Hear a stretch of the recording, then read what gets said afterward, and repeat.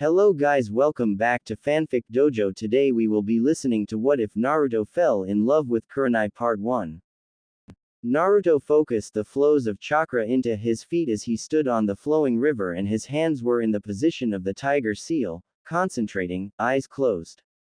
The 12-year-old stood still, beads of sweat flowing down his face as he tried his hardest to maintain his chakra flow and balance. It was his brother's, Kakashi's, method to maintain power and balance on water. His eyes suddenly flickered open. Naruto continued to do a couple of hand seals and completed the technique. Suiden no Jutsu. Naruto said as he summoned a water-made dragon. The gigantic serpent-like creature leapt out of the water and roared as it thrashed and lashed everywhere, spraying some of the water it was made of upon Naruto.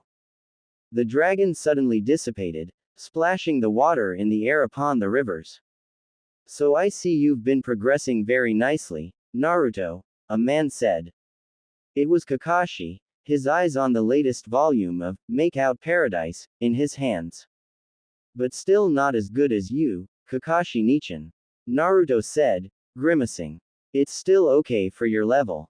Kakashi said, smiling at his adopted brother. You're not even a genin yet, Naruto, and you've already mastered all the techniques that I've taught you.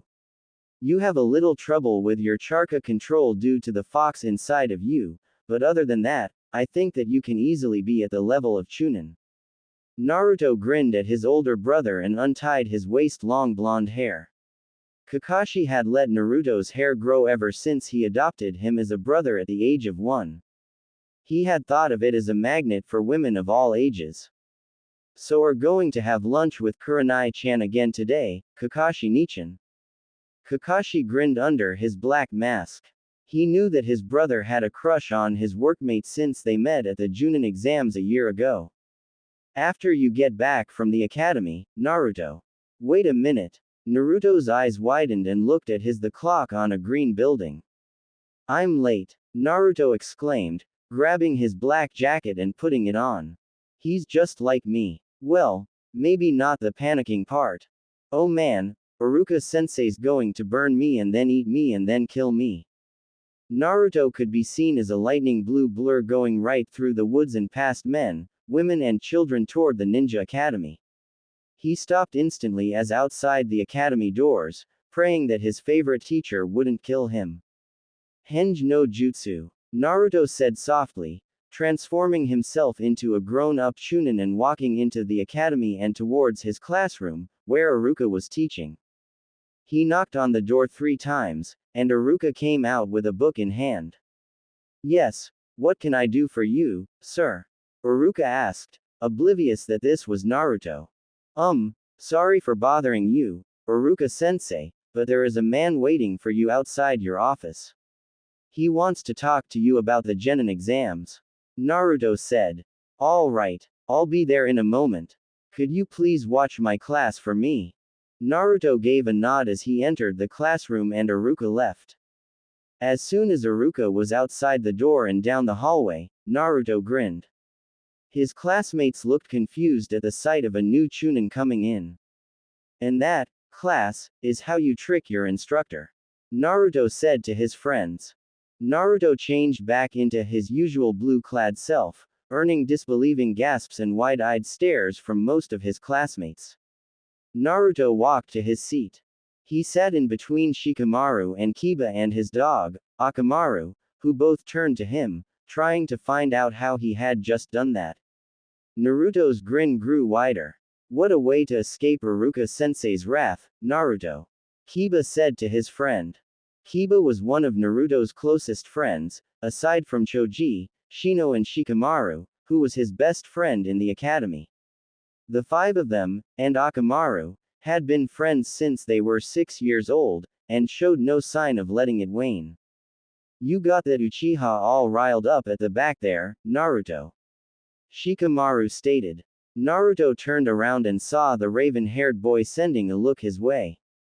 Sasuke was Naruto's rival since the both of them were the best in the class.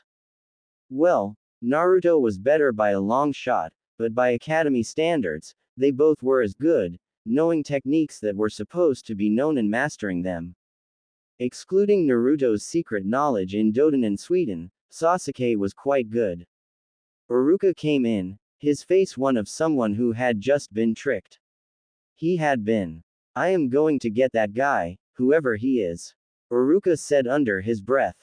Naruto smiled at his friends, and Iruka began to ponder if Naruto had been responsible for the trick. But Naruto wasn't known to ask for help with his jokes. Iruka just shrugged it off and went on to teach with his class more boring things. Naruto sat down with Kakashi at Ichiraku Ramen, waiting for Kurenai. So what did Iruka-san say about you being late, Naruto? Kakashi asked. I avoided his scolding. Pulled a henge on him. Naruto said, grinning. Ah, what a nice method of avoiding a scolding. Kakashi complimented. Naruto gave his big brother a grin and went on to order a bowl of ramen. Hey guys, sorry I'm late. Kurenai had come, in her normal attire. For once I'm earlier than someone. Kakashi teased his compatriot. Naruto blushed when he saw Kurenai and turned away from her. Kurenai took a seat next to Naruto and noticed his light blush. She giggled. What ramen, lady? The shop owner asked Kurenai, preparing another batch. Miso, please, Kurenai said and then turned to the blushing Naruto. So, Naruto. Naruto turned to his crush, mustering a not-so-nervous smile to hide his emotions. I heard that you pulled off a pretty good henge to escape Iruka's wrath, Naru-kun. She loved to see the effects of saying him by his beloved nickname. Like him going crimson and turning an even darker shade every second. It was one of her hobbies. It was nothing, Kurenai-chan. I'm going to be the future Hokage after all. Kurenai smiled at his naivete and went on to eat the ramen that the shop owner had set before her. She was careful not to slurp, as girls don't slurp their food. Well, I got a mission, see you two later. Kakashi said and disappeared in a poof. Naruto frowned. His big brother was supposed to pay the bill this time. I guess I'll have to pay this time, Naruto silently thought. Naruto looked to his crush that was sitting to his right side, slowly eating her food. They burn your lips the first few times, but you'll get used to it. Naruto said. Thank you for the tip, Naru-kun. Kurenai said good-heartedly, smiling slightly. Naruto was about to blush again, but managed to muster a fox grin for her. Naruto was silently thankful that Kakashi had left. Now he had time to be alone with Kurenai and there would be no interruptions or talks between him and her. Yes, he had to pay for their meal, but as the saying goes, there is no free lunch. So Kurenai-chan, would you a few tips on genjutsu while we're here? No, I can't give you any tips on genjutsu, Naruto. Kurenai said. But you're a genjutsu specialist. You're supposed to know these things. That indeed I am, Naru-kun. Naruto went a shade of dark red, making her giggle, but you are still an academy student and you can't possibly understand what I say. I've mastered every ninjutsu that Kakashi taught me except the Chidori. But Kakashi only knows one genjutsu, Naru-kun. So you can't say any more. Naruto cursed his luck before going on to devour his 13th bowl of ramen. Tomorrow is the genin exam, Kurenai-san. Naruto stated silently to her. You worried about the results, huh, Naruto? Don't worry, you'll do fine. It's not that. It's just that is it alright for me to skip and go ahead to Chunin? No, you can't do that. Even Kakashi had to work his way up the ranks. Yeah, I guess. Naruto looked a little disappointed and positively adorable. Whenever Naruto was pouting or had a stubborn face on, he would look cute. Here's something to console you. Kurenai lowered her head to his cheek.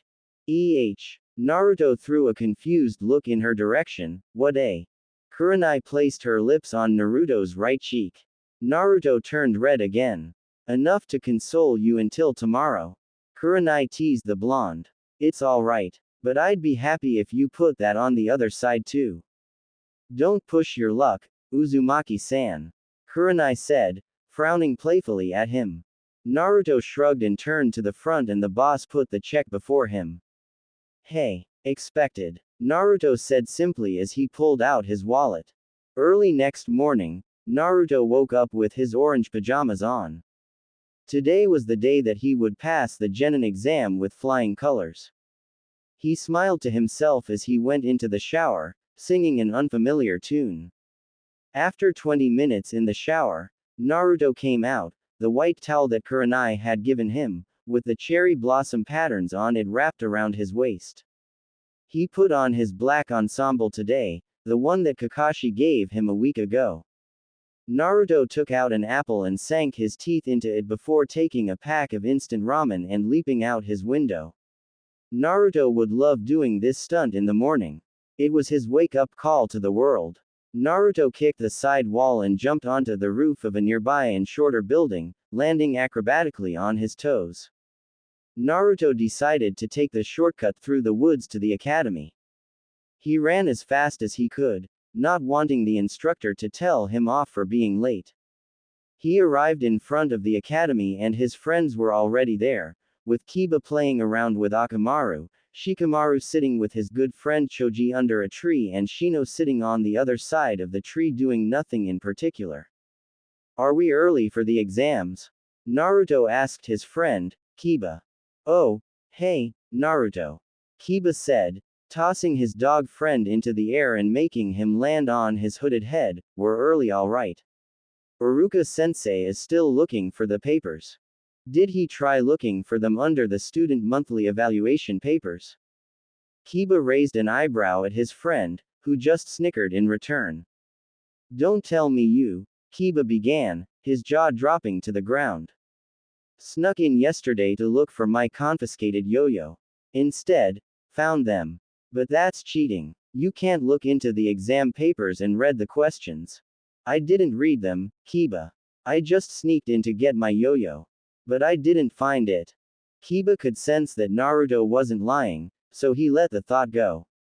Suddenly, the school bell rang, signaling the would-be genins to go inside. Shikamaru and Naruto walked side by side, talking to each other about the exam. Wait, Naruto. Iruka called out to Naruto before he entered the classroom. Naruto raised an eyebrow. What would Iruka-sensei want with him? Unless he had somehow found out that Naruto was the one that sneaked into his office. You'll be taking a different exam, Naruto. Iruka said to his favorite student. Naruto quirked an eyebrow at his teacher, who merely snickered. I'm giving you a personal exam to see if you're fit to be a genin. Naruto listened to his instructor intently, not wanting to hear the wrong things. You will answer 3 questions that I will give you on a sheet of paper in my office now. I will explain the rules for your examination in there. Iruka walked toward his office with Naruto in tow behind him. When Naruto entered Iruka's office, he saw that there were a range of accessories that were actually ninja gear set on Iruka's desk and a pile of rocks and a diamond. There was also a small desk and a chair with a pencil and eraser on it. You are not to exit this room when the exam is taking place. Iruka stated. Why am I taking a different exam from the other students? Naruto asked. Because Sandaime Hokage and Kakashi-san wanted you to take an exam that they and I myself prepared for you. It should prove a challenge. Take a seat, Naruto. Naruto sat at the table, nervous about this exam and wondering what the questions would be like. He hoped that they weren't too hard for his level. Here, Naruto. You have 1 hour before I collect the paper and progress to the second stage of the examination. You begin, now. No cheating. Naruto read the question and his eyes widened. It simply didn't make sense. Question 1. What is the code of a shinobi and what is the purpose of this code? That's my question, Naruto. Make sure you answer it well, okay? Iruka smiled. Naruto decided to skip the question and move on to the second one. Question 2. Why does a shinobi fight? Naruto read on, not knowing what to write. He was truly clueless on how he would answer this question, so he went on to the third question. Question 3. What does it mean to be Hokage? Naruto smiled at the last question. It was as if it was yesterday that he was asked that by the old pervert, Sarutobi, also known as Sandaime Hokage. To be Hokage means to sacrifice your life to protect the village, to love the ones you hate and care for every soul that resides there. To put it simple, to be Hokage is to be one with the village. Hence the term, Kage, as everything casts a shadow. Naruto smiled to himself as he remembered when he had said that to the old man. Sandaime had smiled at him warmly and gave him his Hokage's hat.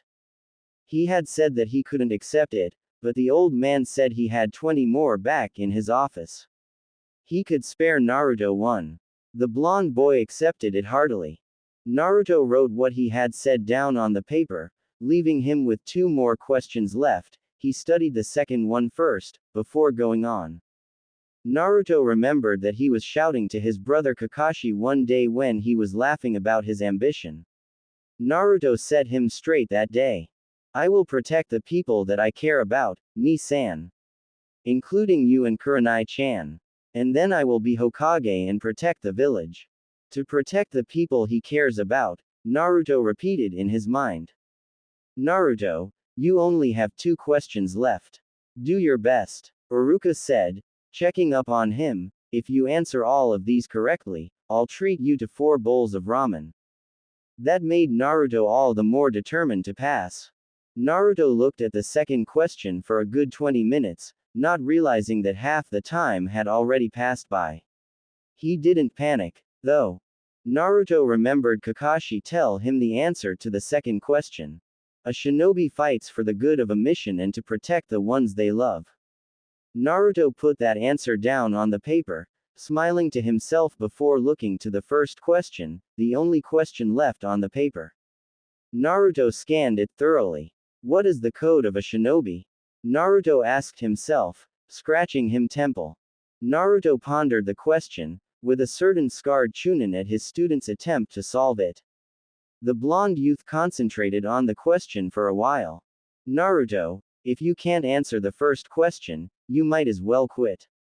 Naruto snapped himself open and looked at his teacher. He glared. But he didn't answer Iruka or retort his instructor, he just kept silent. The code of a shinobi is to follow the mission to the end and remain true to his village, but what is the purpose of the code? Naruto questioned himself. We have new genins out there, Naruto. That is what we want to avoid. Only as a village and under the code of a ninja can we be strong. That is why we have the shinobi code to fulfill our mission and remain true to our village and comrades. Naruto's eyes snapped open again, remembering those words from Kakashi and hurriedly scribbling them down. Satisfied, he turned it into Iruka. Iruka's eyes widened at the answers that Naruto had given him. Just like Hokage-sama said, he is 1 in a million, Iruka thought. Iruka looked to his blonde student, who was staring at his feet. You passed the first stage of the exam, Naruto. Iruka said out of pride and relief. Naruto shook his fist at himself, happy and content with his result. On to the second stage of the exam, follow me please, Naruto. Iruka continued. Naruto followed Iruka out of the room and building into the nearby woods. Fight me, Naruto. If you can hit me 10 times before I hit you 10 times, you will pass the exam. If not, you fail and have to repeat the academy. Iruka said. What? Naruto exclaimed, staring at his scarred instructor with wide eyes, but Iruka-sensei, you're a chunin. I'm only an academy student. You're a shinobi. Don't worry about that, Naruto. I heard from Kakashi that you're as good as him even without the Sharingan. So you can at least face me in one-on-one. Naruto cursed under his breath. It was true that he was almost as good as Kakashi, but Kakashi had never used his Chidori in a spar against him. Alright, Naruto. Iruka got into a normal fighting stance, ready for an attack. Kaden. Gukaku no Jutsu. Naruto shouted as breathed out a ball of fire. What in the world? Iruka stared at Naruto's technique and barely dodged it to the left, singing some of his Chunin uniform and turned to Naruto. Naruto, what are you doing with that ninjutsu? You could have killed me. No ninjutsu allowed. Naruto asked his instructor, who didn't answer. Use as much as you want, but a hit only counts if you make a direct hit to me and I didn't manage to block it. Ninjutsu damage doesn't count. From a window in the classroom that showed the outside, Kiba saw what was going on. He knew that Naruto was skilled, but certainly not that skilled. My turn, Naruto. Kaden. Hausenka no Jutsu. Iruka called out, making a few hand seals and unleashing a barrage of fireballs at his student. Naruto dodged the barrage of flames, only to be met by a swift kick from Iruka. Upon hitting Naruto, he turned into a log, making Iruka's eyes widen.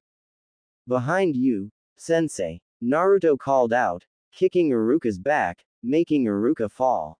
The teacher simply couldn't keep up with Naruto's techniques. Iruka only knew two Kaden, the Hausenka no Jutsu and Karyu Enden, which he avoided use at all times, except when he was full on chakra and desperate. Here I come, Iruka-sensei. Naruto registered another kick to Iruka.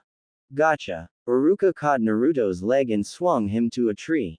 Kawarimi no Jutsu. Naruto turned into a log and reappeared behind Iruka. What? He's fast at doing hand seals, almost as fast as. Take this, Iruka-sensei. Naruto registered an elbow to Iruka's stomach, making him double over in pain, before Naruto sent him into the air with another kick. Kaden. Hausenka no Jutsu. Iruka shouted, releasing another barrage of flames. Suiden. Suikoden no Jutsu. Naruto exclaimed, performing extremely fast hand seals and made water from a decorative fountain outside the academy cancel out the attack, leaving Iruka vulnerable in the air to an attack. Naruto punched Iruka hard in his chest before he landed and Iruka responded with a counter kick to Naruto's shoulder. But Naruto turned into a log again. Naruto appeared above his Chunin instructor and delivered a blow to Iruka's head. Naruto, you're as good as a Junin with your skills. Iruka thought. Naruto, stop, Iruka said, clutching his ribs in pain and holding up a hand. Naruto looked at his confused instructor, who was grimacing. Close your eyes, Iruka said to his student, who raised an eyebrow, just do it. Naruto did as he was told, but not letting his guard down. He felt something was being tied around his head. You can open them now, Iruka said, smiling at a confused Naruto. Naruto saw that Iruka's forehead was bare, and felt his own forehead with his hand. Iruka-sensei. Naruto looked to his teacher, his mouth a grin. Uzumaki Naruto, I declare you a shinobi of Konoha. Iruka said proudly. Naruto's eyes turned into tears as he tackled his already in pain teacher. Naruto laid under the shade of a tree, munching on a chocolate stick as he stared into the sky, as his friend Shikamaru had always done in his free time. Naruto knew why Shikamaru loved to stare at the white figures in the sky. They were very calm and slow-moving to look at, not fast, just slow and relaxing to the eye.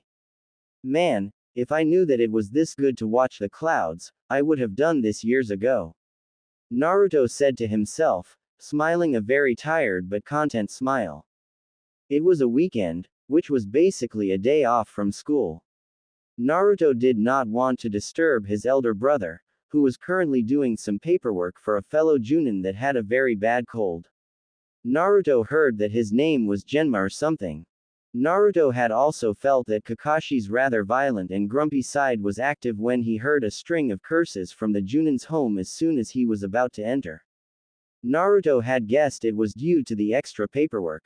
He pitied his brother. Man, I wonder who the teams will be, Naruto thought, looking to the clouds.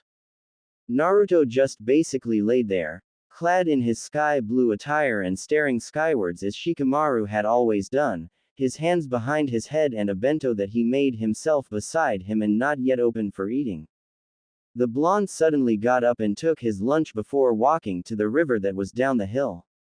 Naruto had thought that he should not slack if he was going to become a genin the next day. He still had the forehead protector that Iruka had given him 2 days before, but he still was not allowed to wear it as he wasn't yet a ninja until the graduation day. The blonde studied the flowing river for a while, remembering the first time his white-haired brother taught him chakra manipulation and control when he was 4.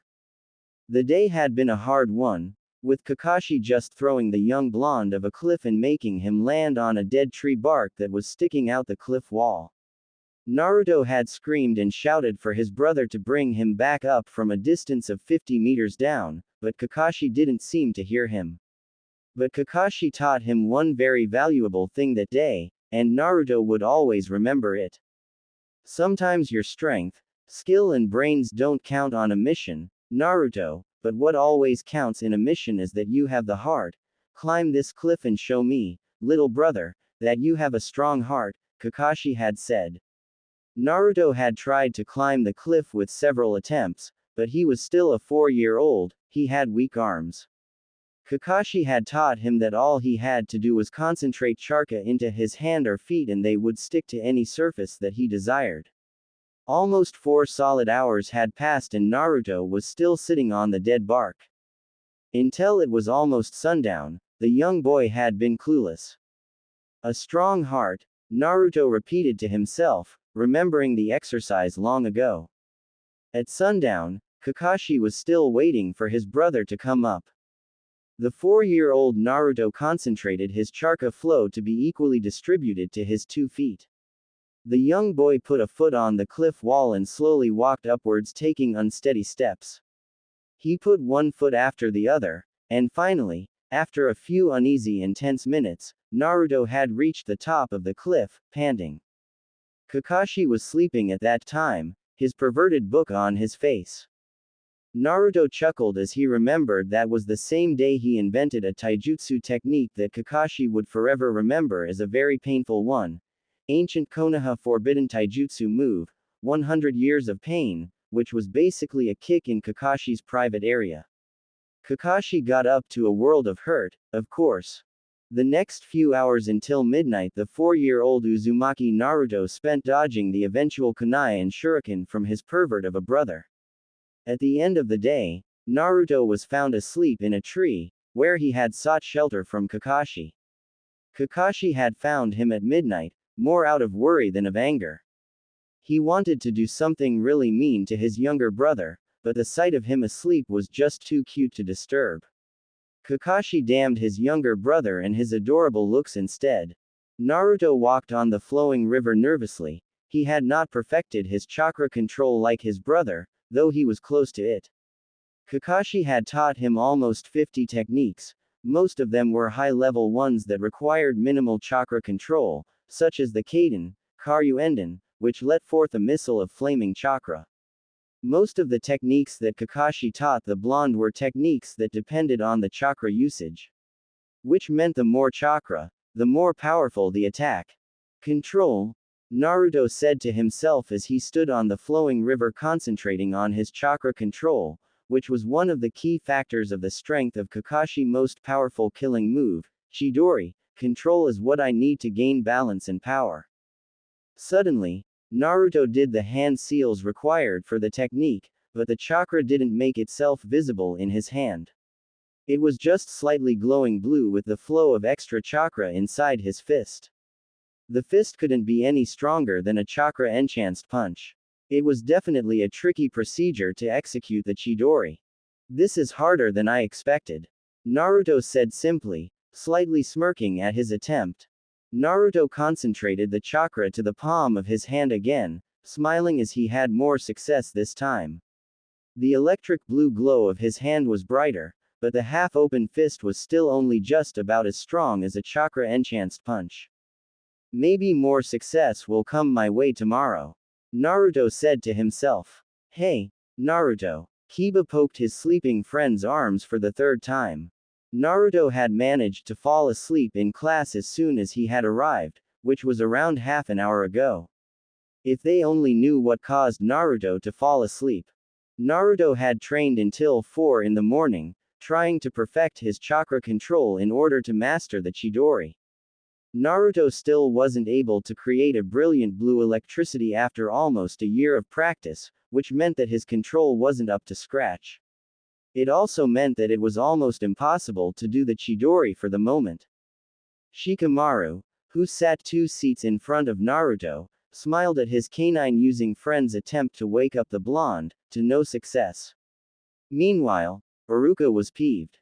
I guess I better wake him up now.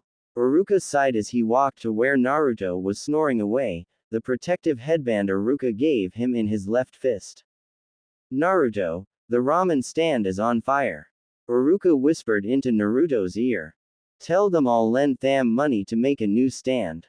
Naruto said, half asleep. Iruka lost his patience and banged his fist on the top of Naruto's head. Ow, what was that for, Iruka-sensei? Naruto shouted at his teacher. You were asleep in class, idiot. Iruka countered, his voice just as loud as Naruto's, causing the majority of the class to cover their ears shut. Iruka continued, the angry tone still in his voice, I'm about to announce the teams, so pay attention. Iruka went back down to his desk and took out a list from a drawer in his desk. Before I go on, I'd like to congratulate you all on achieving the title of genin. Iruka began, looking to all his students before him, I am about to announce the teams from my class, which will be teams 6 through to 13. But before that I'd like to give an award to the Outstanding Student of the Year. An award that some of you know as Rookie of the Year. As you all may or may not know, every year has an outstanding rookie in it. The last person to achieve the title was a boy that went by the name of Hyuga Neji, but I don't know him personally, he was in another class. This year, my class contains a person that has been outstanding throughout the year. Sasuke smirked arrogantly, confident the award would be his. Other hopefuls, such as the year's taijutsu specialist, Akamichi Choji, were a bit tensed at getting the award by eating his potato chips slightly faster than usual. Kiba had his fingers crossed and Naruto was just looking lazily to his scarred teacher, wanting to fall asleep again. Naruto honestly did not care who would get the award, he just wanted his teacher to get over with it and announce the teams. The blonde looked over to the Uchiha, who had an arrogant smile on his face. Naruto sighed as he turned away. Iruka took out a scroll, made from cloth and smiled to the students. Rookie of the Year, Uzumaki Naruto. Iruka said with pride, looking to Naruto. The blonde had fallen back into a slumber. Kiba sighed as he looked at his sleeping friend and proceeded to hit him on the head as Iruka had done. But this time, Naruto caught his wrist before the fist landed on his head. I'm awake, you don't have to hit me, Kiba. Naruto said as he released his hold. Naruto walked down to his teacher, who handed him the award, smiling with pride. Congratulations, Naruto, Iruka said to him and added, let's have ramen later. Naruto literally jumped with joy as he heard those words escape Iruka's mouth. Meanwhile, Uchiha Sasuke was fuming. He was cursing in his mind. Of all the people that could have been the receivers of the award, it had to be his rival. Sasuke accepted the fact that he blonde had been almost equal to him, but why did he have to receive the award? Sasuke had shown time and time again that he was the best. But not this time. Not the time when it mattered. He glared at Naruto. Naruto looked at the scroll before him, slightly smiling. This put him a step closer to his dream as Hokage of the village. Kiba looked over to his friend's award. Man, I would give anything to get one of those, you're really lucky. Here. Naruto passed him the scroll, shocking Kiba, you worked harder than I did, you know, Kiba. Take it, I don't that I'll be needing it. Naruto.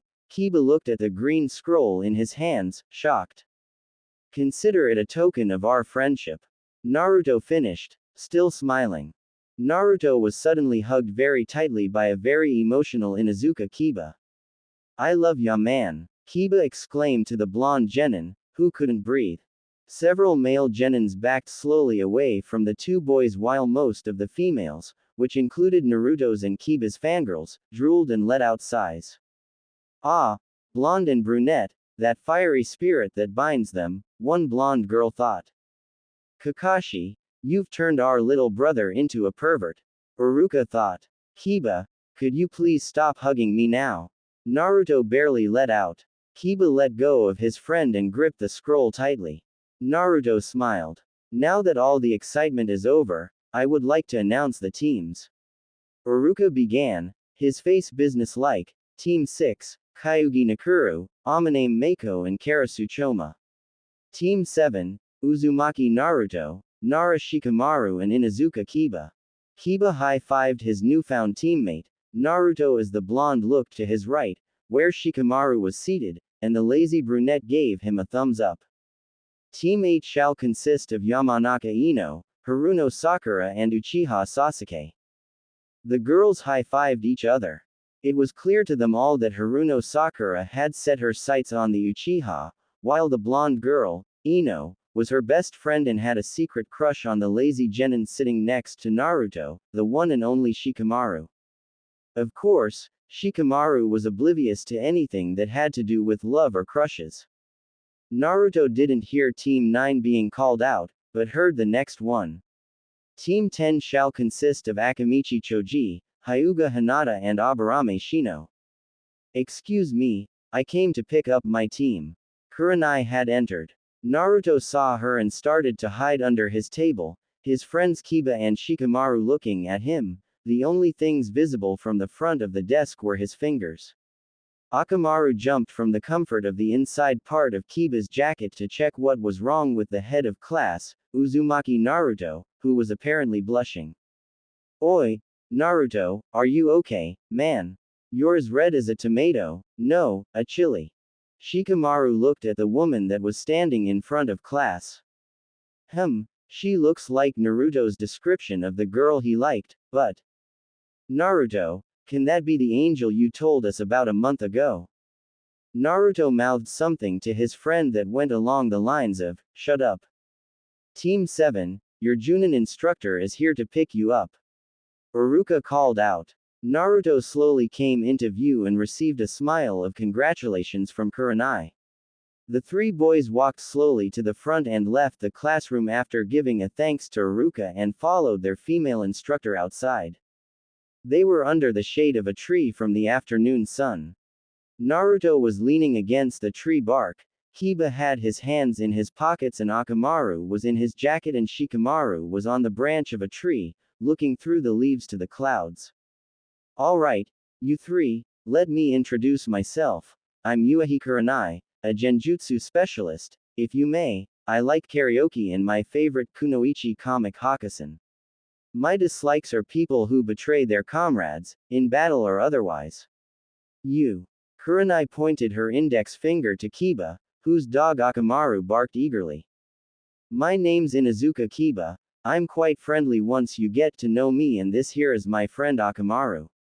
I like to watch races at the stadium and dislike my show off of a sister and the Hokage's wife's cat. My dream is to one day be an Anbu captain. To you, the one with the black ponytail. Kurenai looked to Shikamaru. Me. You can call me Shikamaru. I like staring at the clouds and playing shugi if you're a good player. I dislike troublesome things. I don't think I have a dream. Kurenai turned to Naruto, who was still slightly sleepy from training. I'm Uzumaki Naruto. I like ramen, I guess, and dislike people who look down on other people or are too arrogant for their own good. My dream is to become Hokage. Kurenai raised an eyebrow at how his tone had very much resembled Kakashi's. Alright then, please meet me in front of the Atsui Ravine tomorrow morning at exactly 9 a.m. Kurenai said, earning nods from her new students except for Shikamaru, who barely grunted. I'm a newbie at being an instructor, but I'm just about as strict as Iruka, if not more. You're all dismissed except for Naruto. The other two looked to each other before walking away, leaving their friend to whatever Kurenai might ask or do to him without a care in the world. He did tell them, after all, she was his angel. They took his word for it. Kakashi wanted me to give you this. Kurenai took out a black face mask, which Naruto accepted and put on, hiding everything the bottom part of his face. My, Naruto, you look so cute wearing that. Kurenai complimented, smiling. Under his face mask, Naruto could be seen as red as a tomato. Naruto walked through the streets of Konohagakure no Sato with his new face mask on, hiding the whiskers that separated him from everyone else. It was one of the signs that he was the vessel for the nine-tailed demon fox, Kyuubi. He could even see some girls staring at him as he walked past them, most of them his age, but some were older. To Naruto, it was simply another magnet for girls, as when he passed by girls, he could feel their curiosity burning. Naruto arrived at the Atsui ravine, and saw that his two teammates, Kiba and Shikamaru, were already there. They were apparently talking to each other on a large stone. About what? Naruto didn't know at all. He slowly approached them, not as sleepy or droopy as he was yesterday. To tell the truth, Naruto was feeling quite energetic today. After a good rest and breakfast, he was up to form again. Hey, guys, Naruto greeted, smiling under his face mask. How's it going? Oi, Naruto, we've been waiting for you for half an hour. Where were you? Kiba. I got lost on the road of life. Naruto simply said, imitating Kakashi. Since you're all finally here, we can begin. Kurenai said, hanging upside down from a tree, chakra focused to her feet. You three are to get this from me. She held up a golden bell for the three to see. They focused on it intently. But if you use the wrong way of getting it from me, I will send you back to the academy. Kurenai added, smiling evilly at the trio of boys.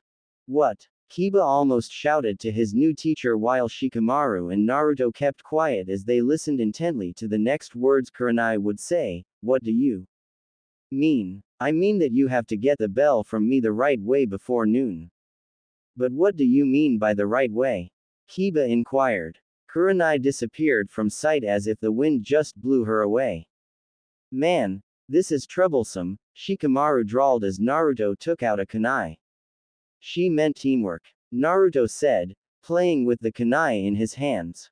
Naruto signaled something to Shikamaru and Kiba with his eyes and they too disappeared in a flash, leaving a very impressed Kurenai, who was hiding. So he cracked it easily, as expected. Now the challenge begins. Naruto, Shikamaru and Kiba were on the branch of a large tree, planning their strategy to get the bells. Naruto happened to be the strategist. So, that's your plan. Better than mine. Shikamaru grinned at his friend. Let's go on ahead with it, then. Kiba said as Akamaru barked in approval. Naruto nodded to the other two and they vanished from sight, leaving Naruto very much alone on the tree branch. The blonde jumped to another tree branch and onto the ground, dusting his pants off. He looked to his left. He could sense movement. Naruto did several hand seals and disappeared from sight. Kiba jumped from tree to tree and met up with Shikamaru in the clearing. You remember the plan, Shikamaru? Kiba turned to his lazy friend. Shikamaru nodded and they ran, looking for their instructor, Kurenai. Meanwhile, Naruto was running through the forest searching for Kurenai by himself, as Kurenai watched him.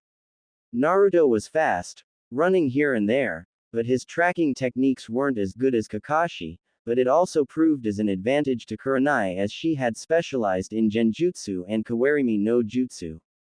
To put it short, Kurenai was an expert at ambushes and the sort. She was a master of hiding in silence, which was one of the high factors if you wanted a clean assassination. Damn it, where is she? Naruto called out, scouting the area around him. At the time, Kiba and Shikamaru were back in a part of the forest, searching for Kurenai and their ticket to becoming a ninja for life. Suddenly, a kunai was thrown their way. The two broke away. So you managed to find me after all. Expected of an Inuzuka clan member. Kurenai had 3 kunais between her fingers of both her hands. But can you really win without Naruto? You need him too, you know. You're absolutely correct, Kurenai sensei. Kiba said, smiling at the situation. Shikamaru's face imitated Naruto's old fox grin. Meanwhile, Naruto was watched by Kurenai's shadow clone, who was leading him the wrong way by Kurenai's orders as the team's chances of succeeding would be cut in half without him. Suddenly, Naruto poofed into nothing. The clone's eyes widened. Suddenly, Kiba and Shikamaru poofed into nothing. This time Kurenai's eyes widened as she learned what had just happened. She heard a rustling from the trees. Amazing what Kage Bunshin no Jutsu can do, Kurenai sensei. Shikamaru. The two were in a tree, grinning at her. She was tricked by the genin. You see, Naruto's plan was to distract you with shadow clones of us. He knew you'd be going after us first. So in our places he created clones of us by combining the Kage Bunshin no Jutsu with the Henge no Jutsu.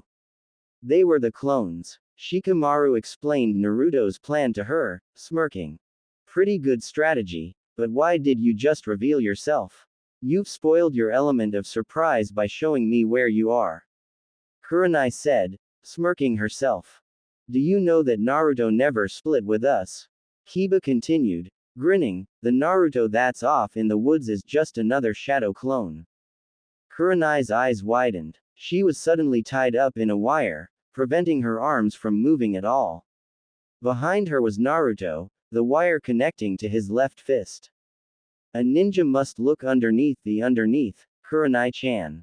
Naruto mused. Kurenai sighed in defeat and smiled to her students. They truly were a team. You three, pass. Kurenai said, still smiling at them, can you please untie me? Naruto obliged and she handed Kiba the bell. The three of them grinned. Tomorrow, meet me in front of Ichiraku Ramen. Kurenai said, turning away but added, Naruto, you are instated as the team captain. You've proven your qualities. Naruto's eyes widened as Kurenai disappeared in a poof and Shikamaru and Kiba gave him a headlock and words of congratulations, barks in Akamaru's case. Today was truly a good day for them all. Naruto may appeared to be calm and reserved on the outside shell, but he was actually a raging storm of frustration and that storm was directed to Mission Command.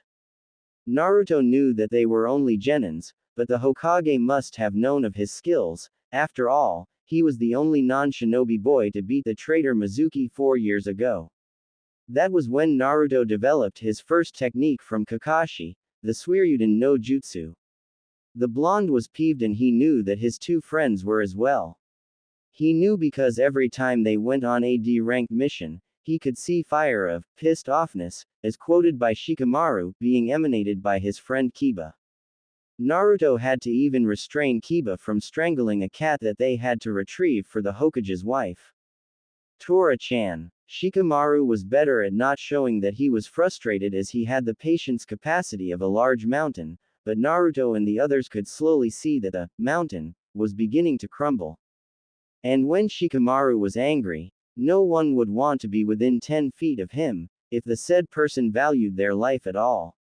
The brunette had picked something up from his mother. When he was angry his strength would equal a whole Anbu squadron. Inoshi, Shikamaru's father, had the bad luck to experience it firsthand when they were 5. Meanwhile, Kurenai had been as calm and collected as ever, not really frustrated by the lack of good missions coming their way. She enjoyed it, but not the others. Naruto was outside the Hokage's building, looking upwards to the window of the Hokage's office. He had to see him today to ask for a B-ranked mission. Naruto knew that the Hokage was aware of his skill, and was here for the reason why the missions haven't been coming his way. Naruto walked up the stairs of the building and saw 2 Anbu guards outside the office, both talking about a dirty topic. Have you seen the new, Make Out, Paradise video, Hito? I heard it's really good. With all their scene footage and girls. I'm borrowing one from Kamachi. Well, I really don't have time. And my girlfriend would kill me if she knew I was reading the books, let alone watch the video. I don't want to risk it. Naruto walked up to both of them, who were oblivious that a blonde boy had appeared before them, wearing a face mask. They continued talking about the video. Why don't you come to my house and we'll watch it with the guys? Excuse me, I'm here to see the Hokage. Naruto piped up, drawing their attention. The one wearing a dog mask, Hito, looked at the half-masked blonde that had his hands in his pockets and had lazy eyes in place. He bent down to his height. Why are you here to see the Hokage, little boy? He asked. I need to see him about my team's missions. They're all too lame, Naruto said. And may I ask what kind of mission are you requesting as a genin? B ranked or A ranked? Naruto said simply and suddenly heard a snicker. It was the taller of the two, the one who was leaning to the wall. Naruto frowned. Aren't you a bit too inexperienced to get a B ranked mission, let alone A rank? So is the Hokage in? Naruto asked looking at the tall Anbu. Yes, he is in, but you cannot see him. He has more important members to attend to than talk about missions for a genin team, he said, making Naruto frown more. Sorry, but I have to see him now. Naruto proceeded to walk through the doors, only to be stopped by the blade of the Anbu that was leaning by the wall. You want me to make this painful for you, don't you? Naruto stated simply. Suddenly, Naruto started making extremely fast hand seals, surprising the Anbu. Raiden. Raidaraden no Jutsu. Naruto thrust his left hand forward, sending the Anbu member through the door and in the process, demolishing it. Naruto walked in, not minding the twitching Anbu on the ground in front of him and shocked one behind. Naruto, how many times have I told you not to do that to the Anbus that are outside my door? Now look at it, it's destroyed for the umpteenth time. The Hokage was at his desk, the same dirty book that Kakashi read almost every day in his hands. Naruto took a seat in front of the desk as if nothing happened. You there? Pick this man up and get him patched up, the Hokage ordered. The other Anbu obliged, though still shocked from Naruto's technique. What are you here for, Naruto? The Hokage turned to the blonde genin, frowning. Naruto couldn't continue as a scream was heard from the hallway. Ino, I don't think, Kakashi's voice was heard from the hallway, pleading. Kakashi sensei, I absolutely refuse to go and rescue that cat again. Ino shouted. Team 8 were at the door. Kakashi was their instructor, though by force. The Junin had made it clear to the Hokage that he wanted to be a normal Junin again. His request was denied by the Hokage. And now he was stuck with the. Sakura was next to Sasuke, looking slightly annoyed and frustrated. Sasuke, on the other hand, was as stoic as ever, hands in his pockets and frowning. Ino was just plain angry and Naruto thought that he knew why. It was about the missions. Oh, Kakashi, what are you and your team here for? The Hokage asked. I don't want to go on another D-ranked mission that involves that stupid cat. Ino had answered for him and Naruto silently agreed. That cat was more pesky than a plague of rats. Naruto turned to the others and found out that they too were agreeing. Alright, I'll give you both another mission, be ranked. The Hokage sighed. Thank you, God, no more cat rescues, Naruto thought silently. Naruto, alert your team of this mission. It begins tomorrow. The old man said and Naruto nodded before the old man continued, you shall team up with Team 8. Naruto got up early and dressed himself neatly and quickly before heading down the stairs of his apartment, his face mask in place.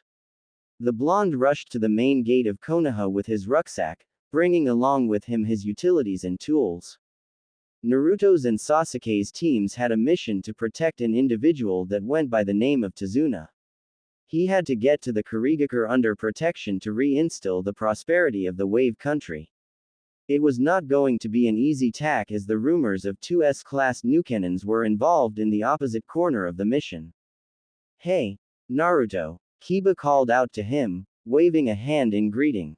Naruto saw that his team was there with Tazuna and Sakura and Ino, but there were no signs of Kakashi or Sasuke in the vicinity.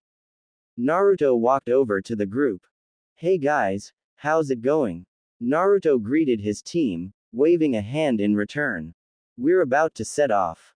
Shikamaru said, a happy air surrounding him. Yeah, that guy, Kakashi, I saw him stop by at a bookstore on my way here. Kiba said as Akamaru gave a bark, don't know why, though. Naruto's lips turned into a grimace, knowing why his older brother had stopped.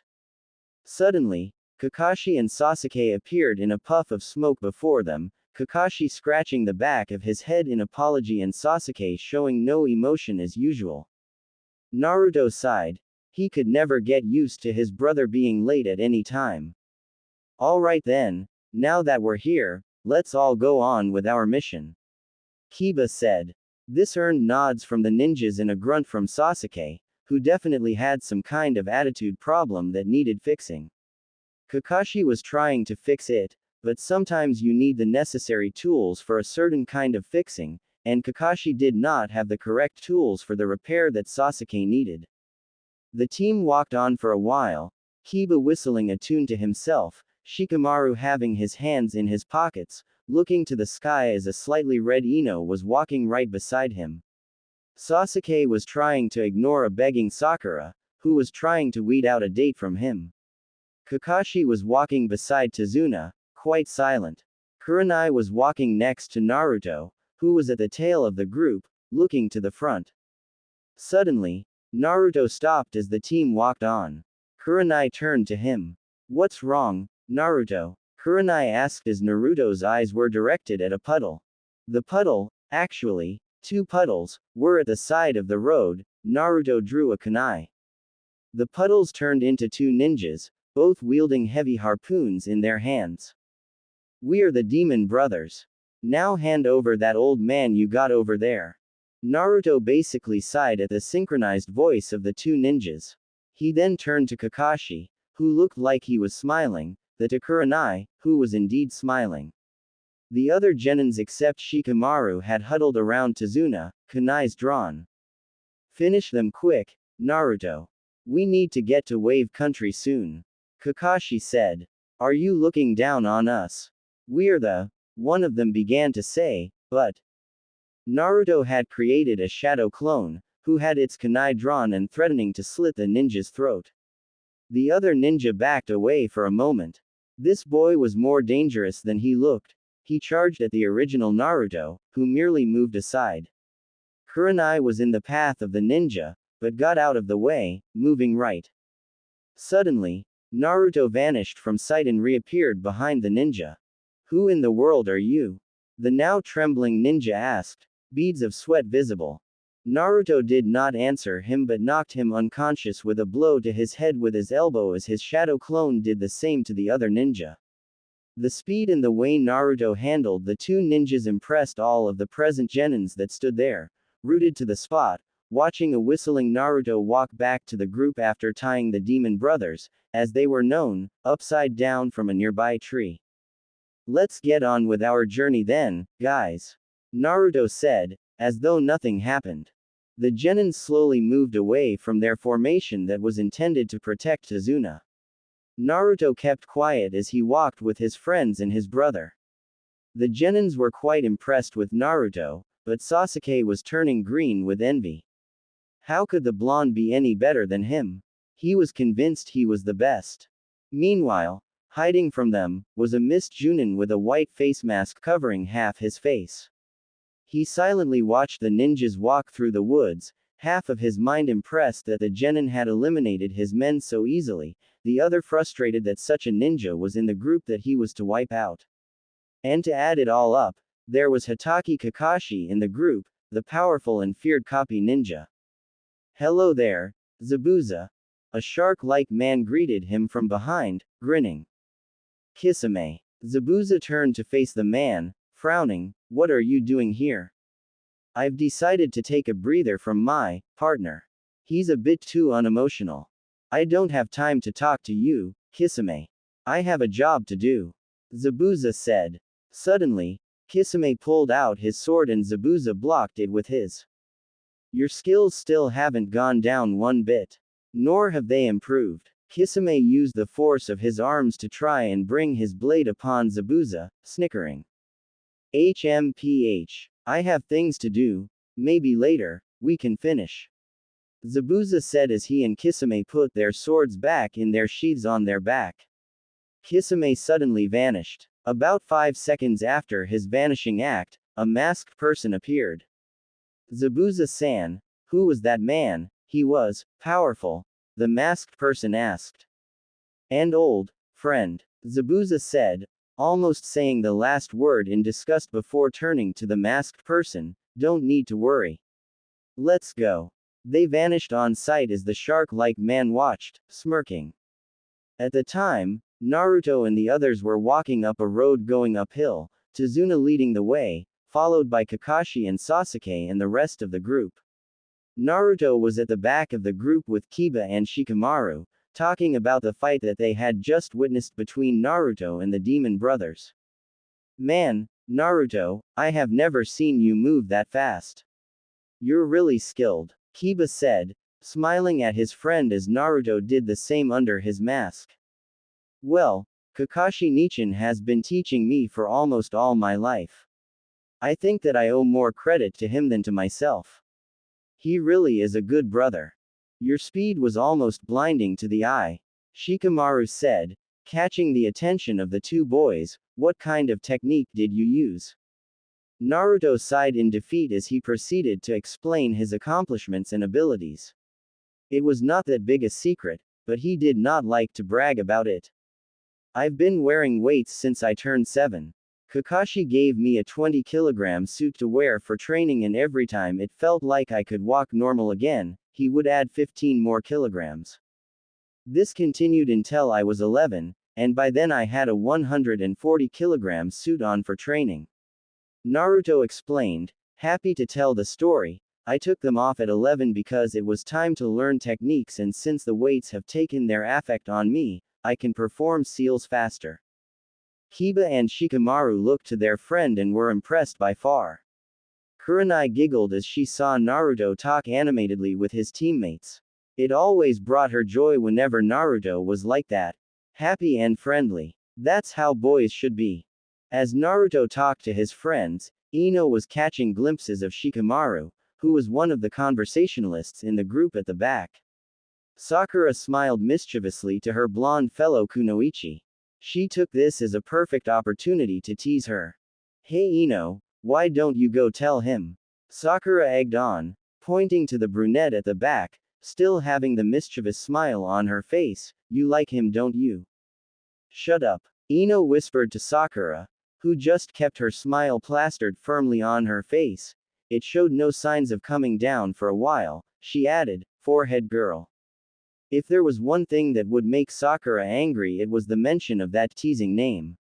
She knew she had a large forehead, but she did not like being constantly informed that she did have one, let alone be teased of having a large forehead. Sakura frowned at her friend before turning red with anger. The girls argued for a while as Naruto and the boys shifted to a different topic. Girls are troublesome, Shikamaru said, watching the two feisty females fight. You know, I agree with you, Shikamaru, the female species are very hard things to understand. They're always saying one thing, but mean another. One time, my sister asked me if I could go to the pharmacy and buy her some bandages.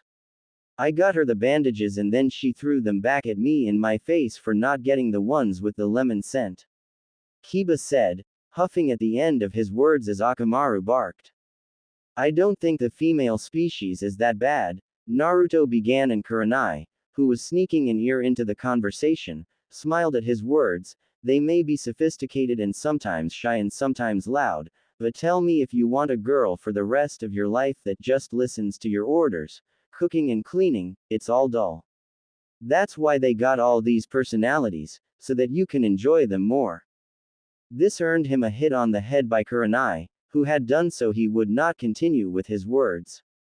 It seemed that being with Kakashi had a side effect of Naruto being slightly perverted.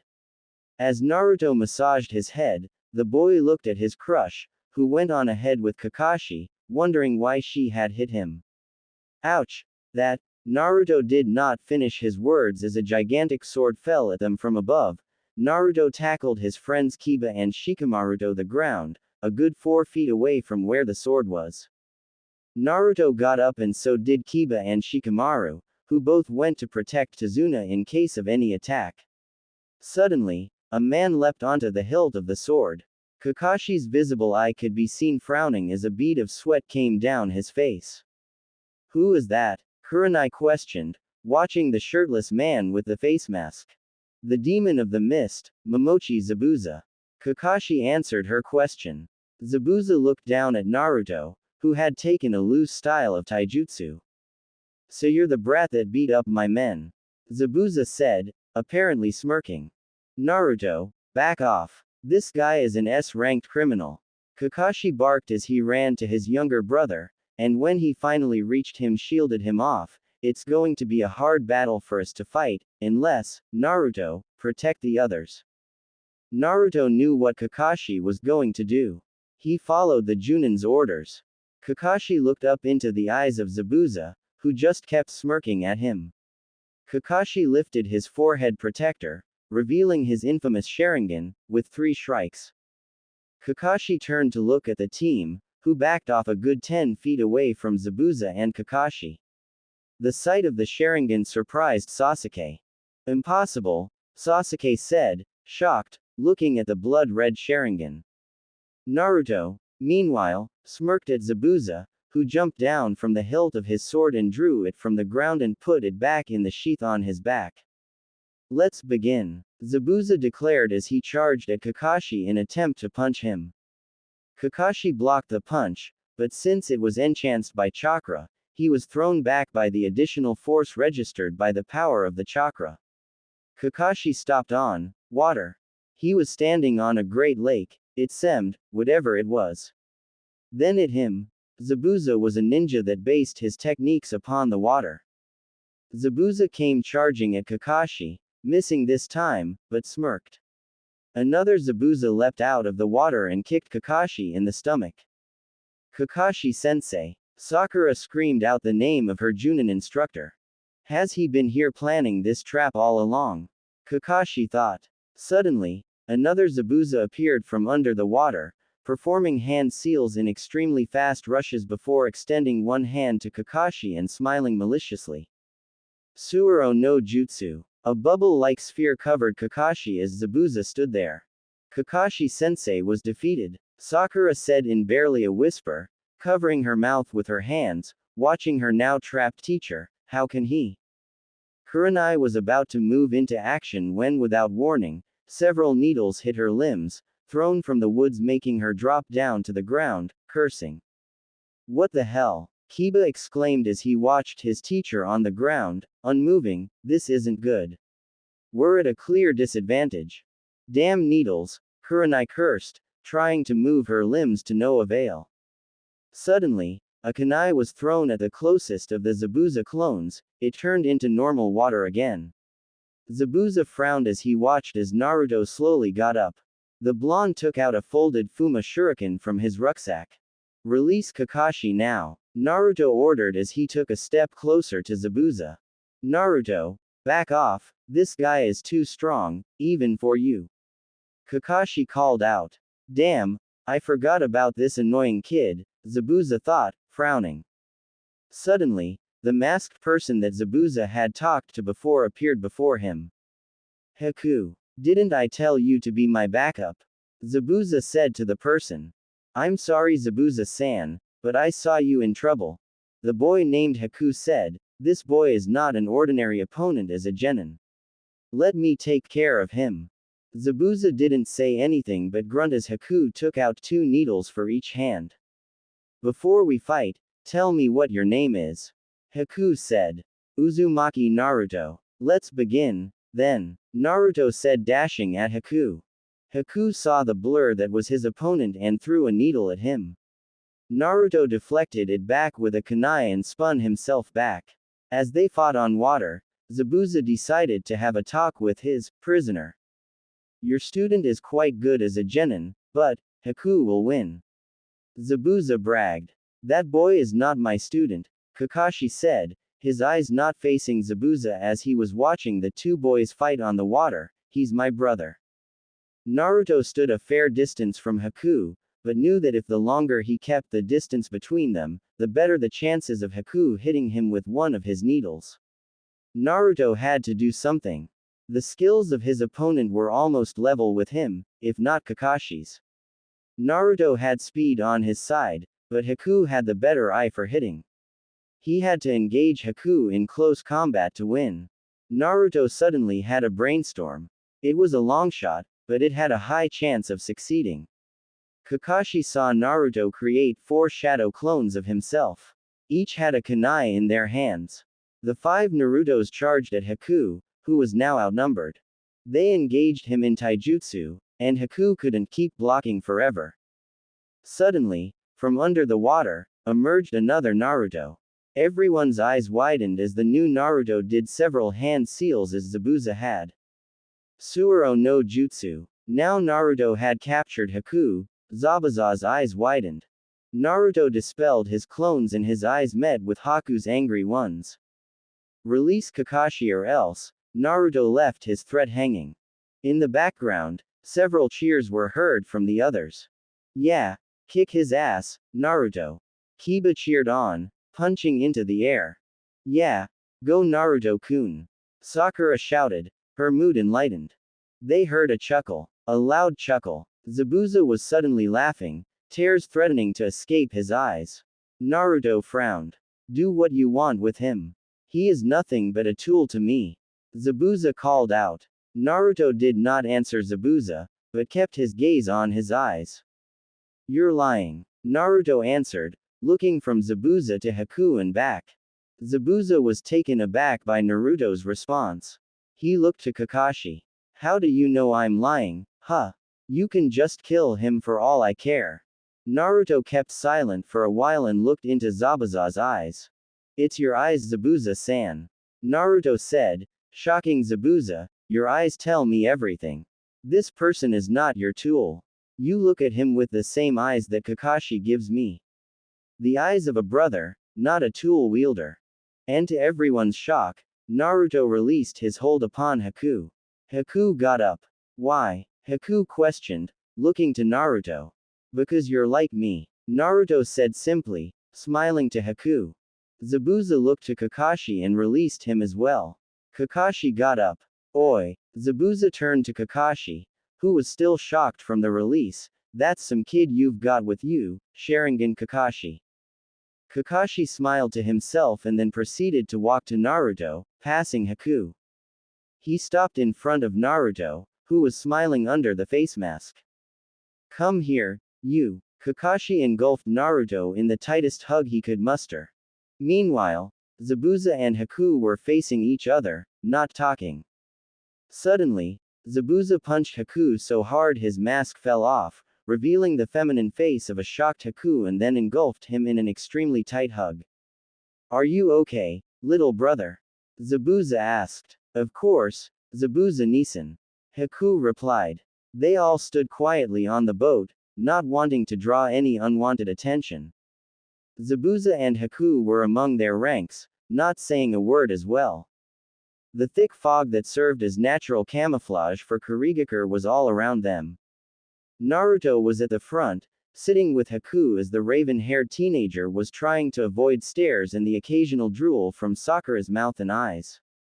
Zabuza was sitting, cross-legged on the left side of the boat next to a rather nervous oarsman, who was clearly fearful of Zabuza's intensive and battle-hardened looks. Kakashi was sitting at the back of the boat with Sasuke and Ino, calculating their next move once they reached land. Kurenai was sitting to Naruto's right, next to Shikamaru and followed by Sakura.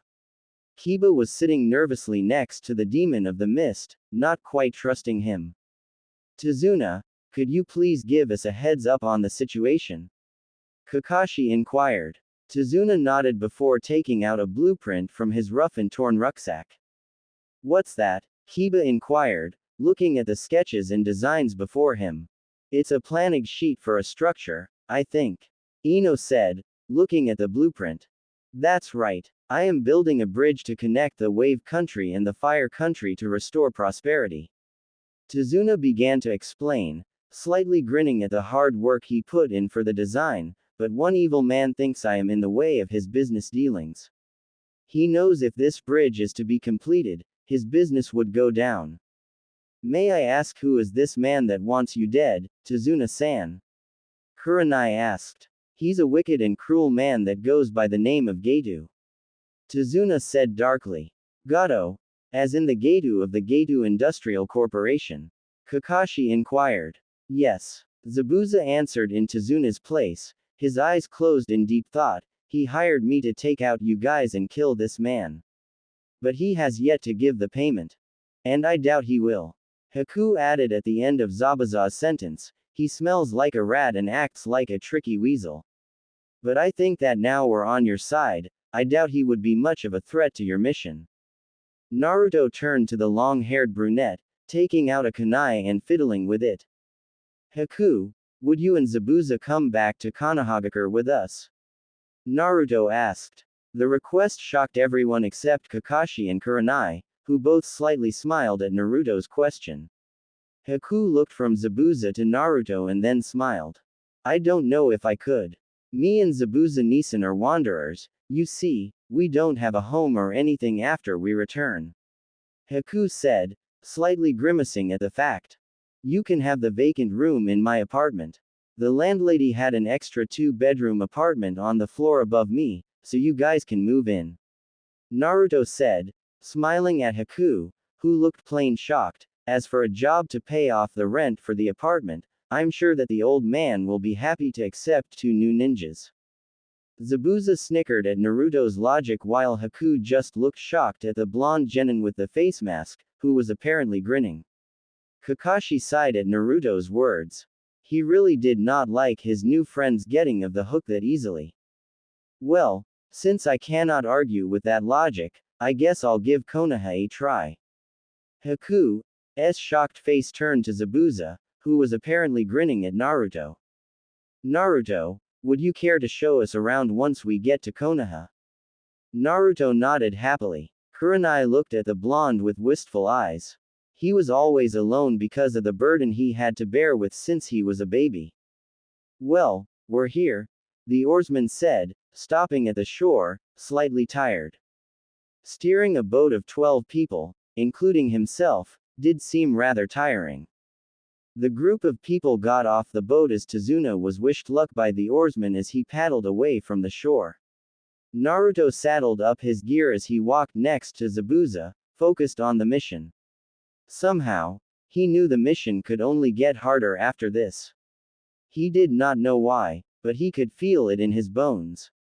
They continued to walk until they reached a village before them. It was quite a sight to them. 4 run-down old houses and buildings were in abundance. They were honestly shocked from what they were seeing. The group had obviously never seen such a sight before. They scanned the streets as children were crying by the side, old people were leaning against buildings in the rundown shacks. So this is wave country, Naruto thought to himself, looking around. These poor people, how can they live like this? Sakura thought. This way to my home, you guys. Tazuna called out from way in front, waving a hand to them as a signal to follow him through these streets. They followed him until they reached a slightly messy-looking building, but on the outside there were some flowers planted in an effort to make it look better. This is my humble home, come on in. Tazuna beckoned them. Me and Haku have to take care of business first, Tazuna-san, please excuse us. Tazuna gave them a friendly nod as the others followed the old man inside. The house was not really messy or dirty. It had been kept clean and tidy on the inside. Tsunami, I'm home, Tazuna called out, taking off his sandals. A woman a few years older than Kurenai walked in and saw her father and the ninjas he had with him. She turned on the lecture mode from her female genes. Father, why did you go off like that? Tsunami fumed at the old man. Well, you see, I had to go and hire some ninjas as my bodyguards. Tazuna explained, turning to the group of 8 who just stood there. Zabuza and Haku were sitting on a tree branch, watching the village from the outskirts. They did not know why they were there in the first place, but it was a good place to sit down and think, whether they wanted to be there or not. Some chimneys were lit in the village, emitting smoke into the dark sky. Neither of the two had stated a word to the other. The silence was as tense as anything. Haku sighed. So after this we're going to be leaf nins. Haku said, trying to set up a talk. Yes. Zabuza said simply, his hands clasped together, thinking. Haku did not think that he would go on, but he proved it wrong. That boy Naruto, he is special. Haku looked to his teacher for the past 9 years, who was still thinking. Yes, he is a special one, Zabuza-san. Haku said after Zabuza, smiling at him. I would never have thought that anyone could look past my exterior. Zabuza began, his voice one of a wise man giving advice, but he did. He looked into my eyes and told me what I was and what you were to me, a brother, Haku. Haku did not answer Zabuza for a while, keeping silent but genuinely happy that he was admitted by Zabuza as his brother. He could still feel that bone-crushing hug. Do you know why I took you in the first time, Haku? Zabuza said, looking to the sky, reminiscing as Haku nodded, I thought I could use you as a tool. A weapon. Zabuza forced himself to continue, but as I trained you, I watched you grow, Haku, I could not at all be a weapon to me. I took you to heart. You were like me when I was young, a child not wanted by anyone yet you were strong and did not have the heart to kill. I know that you were a boy so pure that I could not corrupt you to turn into what I am now, a killing machine. So I just trained you, for a new purpose, for you to live on as a proud ninja. Not take the path that I have trodden, because you were too good for that path. I think it was then, Haku, that I thought that you as my brother. Zabuza looked to Haku, who had tears in his eyes. The conversation had turned emotional for him and the films of salt were slowly leaking out of them, surprising the former demon of the mist. He looked puzzled at the young boy who was crying. Haku, are you crying? Zabuza asked, the teasing tone in his voice. Haku exclaimed, wiping the tears away with his long sleeve as Zabuza began to snicker at his brother, no I'm not. Just got something in my eye. But both of your eyes are leaking tears, Haku. Come here, Zabuza said, slinging one arm around the neck of the teenager, apparently smiling, and said with a slight snigger, well, Haku, sometimes you are just too innocent, you know. Haku continued to sob but he constantly tried to stem the flow of tears as Zabuza had taught him, a good ninja never shows his tears. He had taken those words to heart, but the boy just could not take it. He was too happy that Zabuza had accepted him as a family, much like when Naruto was brought into Kakashi's family. Meanwhile, Naruto was in the room that he was sharing with Kiba, Shikamaru and his elder brother, Kakashi. Kakashi was nowhere to be seen as he too, like Zabuza, had claimed to have some business to attend to. Kiba and his dog friend Akamaru were asleep, the former's right foot kicking Shikamaru in the face as he slept. Shikamaru seemed unaffected by the kicks that Kiba were dealing him, and Naruto could have sworn that Shikamaru talked in his sleep, when he heard the word, troublesome, escape the ponytailed genin's lips an hour ago. The blonde looked out the window to the streets. They were extremely quiet. Not a sound could be heard. Yo! Naruto turned around to find his brother leaning by the wall on his right. Hey, Kakashi-nichan, Naruto said to the white-haired man, slightly grinning.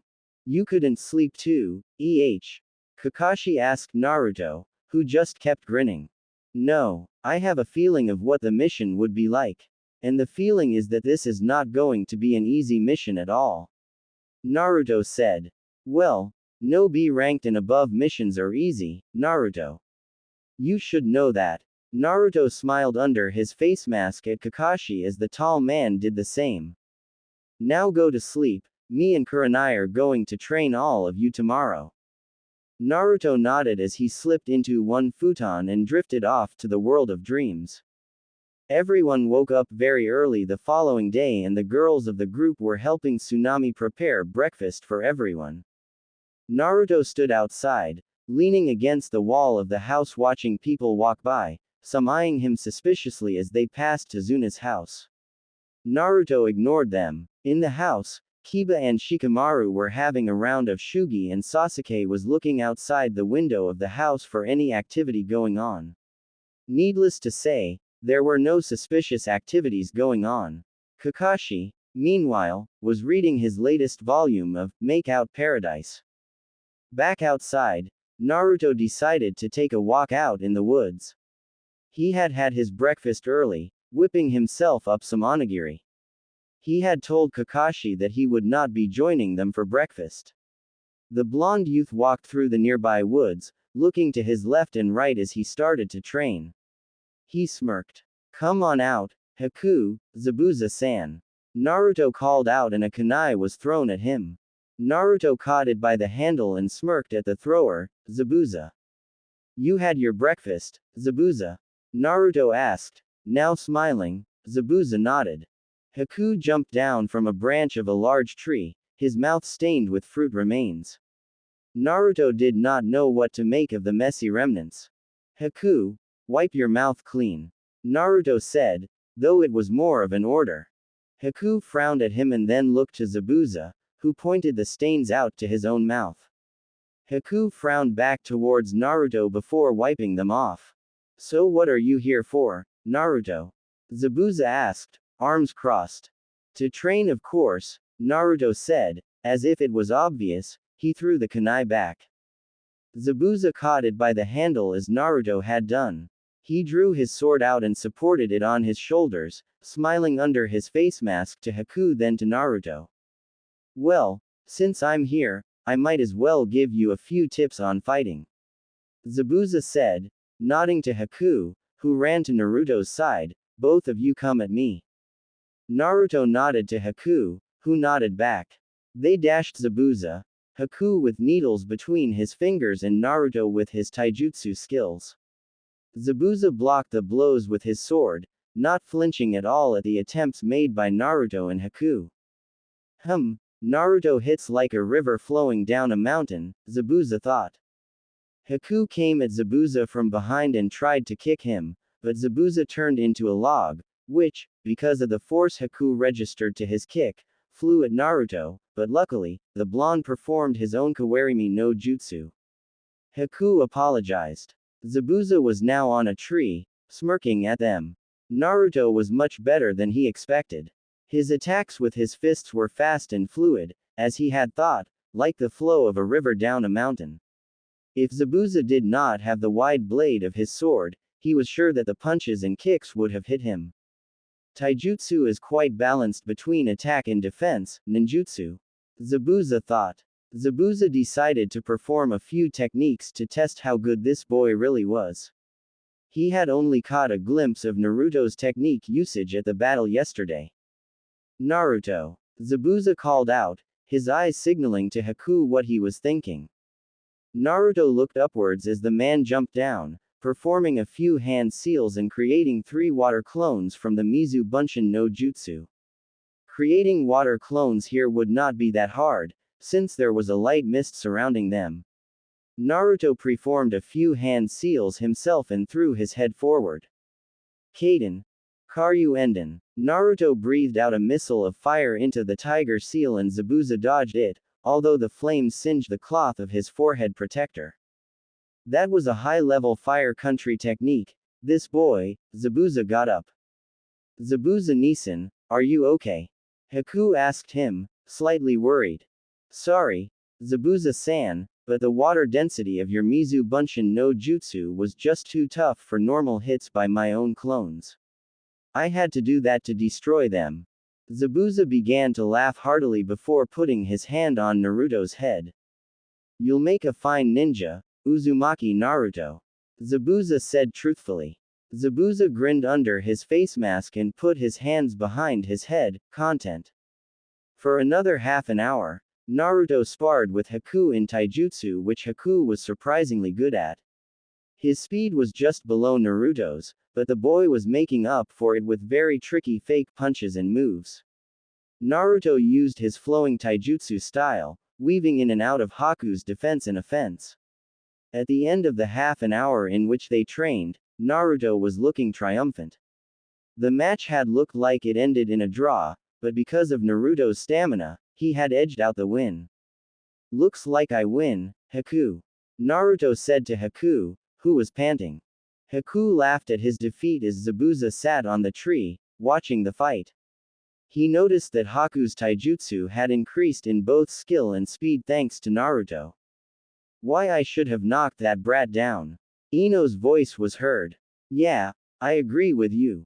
Who does he think he is? Kiba's voice. The rest of the band of ninjas were here, with a very lazy Shikamaru bringing up the rear and a smug Sasuke leading the group. Kakashi and Kurenai were behind him. Morning, Naruto, Zabuza, Haku. Kurenai greeted as the three nodded in response. Naruto then noticed that Sakura was not with them. Kakashi explained that she had gone to protect Tazuna as he was building the bridge. I'm going to join her in a moment, Naruto. Kurenai said, I need you to teach your friends here proper chakra control by walking on trees. Naruto nodded as he turned to his friends, who were quite confused by the words that Kurenai had said. Kakashi, however, had understood them perfectly, because Naruto was the most skillful one after Kakashi. He had been told to help train the team. Kakashi, of course, took this as a chance to escape the chore of teaching them. Naruto, I think that you should teach my team the basics of chakra control too. I think I'll go and take Sakura's place. Kakashi disappeared in a puff of smoke. Well, Naruto, good luck. Kurenai said to him, smiling as she walked away. Naruto turned to the genins that were before him. It would be an almost impossible chore to teach them. They were his age, for crying out loud. Naruto smiled nervously under his mask and scratched the back of his head. Well, I guess I'll be. Naruto began, but there was a puff of smoke and Kakashi and a very confused Sakura was before them all. Well, Naruto, here's my last student, teach them well, okay? Kakashi said. Kakashi disappeared again, leaving a scowling Naruto. Then, the blonde remembered, Zabuza. He could help him, but when he turned around, he saw that Zabuza was gone and only Haku remained. He cursed under his breath. Well, Haku's better than no one to help, Naruto thought. Haku had thought that he would help Naruto. He looked so helpless. So Naruto, do you want me to split them in half? Haku asked. Yeah, you take Ino and Sakura and I'll take Sasuke, Kiba and Shikamaru. Haku did so and walked the girls away from the group of boys. Alright, since Kurenai sensei and Kakashi sensei are doing the mission, I guess that I'll help train you guys. Naruto began, today we practice chakra control. Kiba watched intently as Naruto focused a certain amount of chakra to his feet and slowly walked up a tree bark. His friends looked on in awe as Naruto did this as if it was an everyday thing to him. It was, since he wanted to learn the Chidori. Sasuke was the first to try without Naruto even telling him to. But after 4 steps up, he fell back down, earning a guffaw from Kiba. Sasuke glared at him and he glared back. Naruto proceeded to explain things before Sasuke did it again. I know that you want to get to the top fast, but try walking up first and then, once you reach the top, try running. Naruto explained. Amazingly, the boys had grasped the knowledge pretty quickly and almost instantly. After a period of 3 hours, the 3 boys had finally reached the top by walking. The first one to reach the top was Kiba, followed by Sasuke and finally Shikamaru. It was already in the afternoon and Haku had finished the training for the girls. Amazingly, the girls had reached the top of their trees on their 4th try. But Haku had explained that because their chakra capacity was low, it was easier to control. Why don't we go surprise Kakashi and Kurenai with your new skills? Naruto said. The girls cheered, the boys grunted but Kiba said something about being hungry. Haku heard Kiba's words and took out a bag that contained onigiri, which everyone happily ate on the spot except for Naruto. He'd had too much onigiri for one day. Hey, Naruto-kun, how come you're so good? Sakura asked him. Well, you see, I've been practicing since I was 4 thanks to Kakashi. You'd think that his training would be as easy as his laid-back attitude seemed, but boy is he tough. He threw me down a cliff once to practice my chakra control. Naruto's last words pretty much shocked his friends. Naruto grinned at them. After a while, Naruto and the others finished eating their food and walked toward the bridge that was still in construction. They saw a mist was surrounding the area and the mist, to all of them, seemed abnormal. They cautiously walked into the mist. Something was not right. Nothing was right in this setting. The village had a lot of mist in its streets, but this looked more like a fog. Naruto could not see anything that was more than a meter away from him. Something was truly wrong. Suddenly, they heard the sound of metal clashing with metal. Naruto could see the mist getting thinner as he heard the sounds of clashing metal getting louder. The group of genins and Haku suddenly saw a shark-like man that was fighting with Zabuza, H's sword, the Kubikiri Haucho drawn. Kurenai and Kakashi were at his flanks, each with a kunai in their hand. Kakashi showing his Sharingan. Who is this guy? Sasuke questioned, a large chakra being emitted from him. Zabuza was panting from fatigue, his sword pointed to the man. HMPH. It's that all you've got, Zabuza? Kisame chuckled, dashing at him. Zabuza's sword and Kisame's blade met again. Kurenai and Kakashi took this as an opportunity to strike. Kisame saw them move to his left and right flanks. The large man used his force and threw Zabuza back before kicking Kakashi in the ribs, sending him flying to the water below. Kurenai was given an elbow in her stomach, making her spit out blood. Naruto, Sasuke and Kiba jumped into action. Focus the chakra into my eyes, now. Sasuke had done it. He had activated the Sharingan. Kisame grew interested in the boy. Sharingan, but still too weak for my tastes, you're still an egg. Sasuke went on to fight with Kisame one-on-one, but Kisame, although big, was as fast as a rabbit. None of the blows or slashes by Sasuke's kunai, in his left hand, connected with him. Kiba moved into the offensive position. Suga. Kiba spun like a tornado to Kisame, who delivered a punch to his head, instantly knocking him out. Sasuke saw an opening in Kisame's defense and registered a kick to the man's shoulder, knocking him back. He grinned wider and thrusted Sasuke's stomach with his palm. Sasuke coughed out some blood, but with his lightning-quick reflexes did quick hand seals. Kaden. Gukaku no Jutsu. A giant fireball came at Kisame. Kisame did some extremely quick hand seals as well. Sweden. Sujin Heki. A wall of water guarded the summoner of its aid. Kisame did more hand seals, the malicious grin still on his face. Sweden. Suiryuden no Jutsu. A gigantic water-like serpent came out of the water. Raishin. Raideraden no Jutsu. A familiar voice was heard as a figure of a tiger made of lightning dashed at the dragon, canceling the attack. What? Kisame exclaimed as he saw the caster of the ninjutsu. Naruto stood there, his left palm toward Kisame, frowning. You're different from these genin. Kisame stated, picking up his sword. Kisame. Zabuza was back, but Kisame landed a blow in his stomach. Sleep for a while won't you, Zabuza? Kisame said softly to Zabuza. The unconscious form of Zabuza dropped to the ground along with his sword. Zabuza Nisan, Haku exclaimed, running to Zabuza's side but was stopped by Kiba and Sasuke. They were both exhausted, but knew of this person's strength. Don't stop me. Haku struggled to get free of their hold. This guy's too strong. Haku, you saw how he took them out. Kiba said. We need a plan. Sasuke whispered into Haku's ear, or we'll die fighting. Suddenly, a figure dashed past them, Naruto. Their eyes widened. Oh, you. Kisame blocked the lightning-fast kunai attacks with his sword. Naruto jumped back and threw a shuriken at Kisame. Shuriken. Kage Bunshin no Jutsu. The shuriken multiplied into 6. 2 of the shurikens cut Kisame's shoulders, though the cuts were slight. The other shurikens were blocked by Kisame's sword. He smirked at Naruto, who smirked back at him.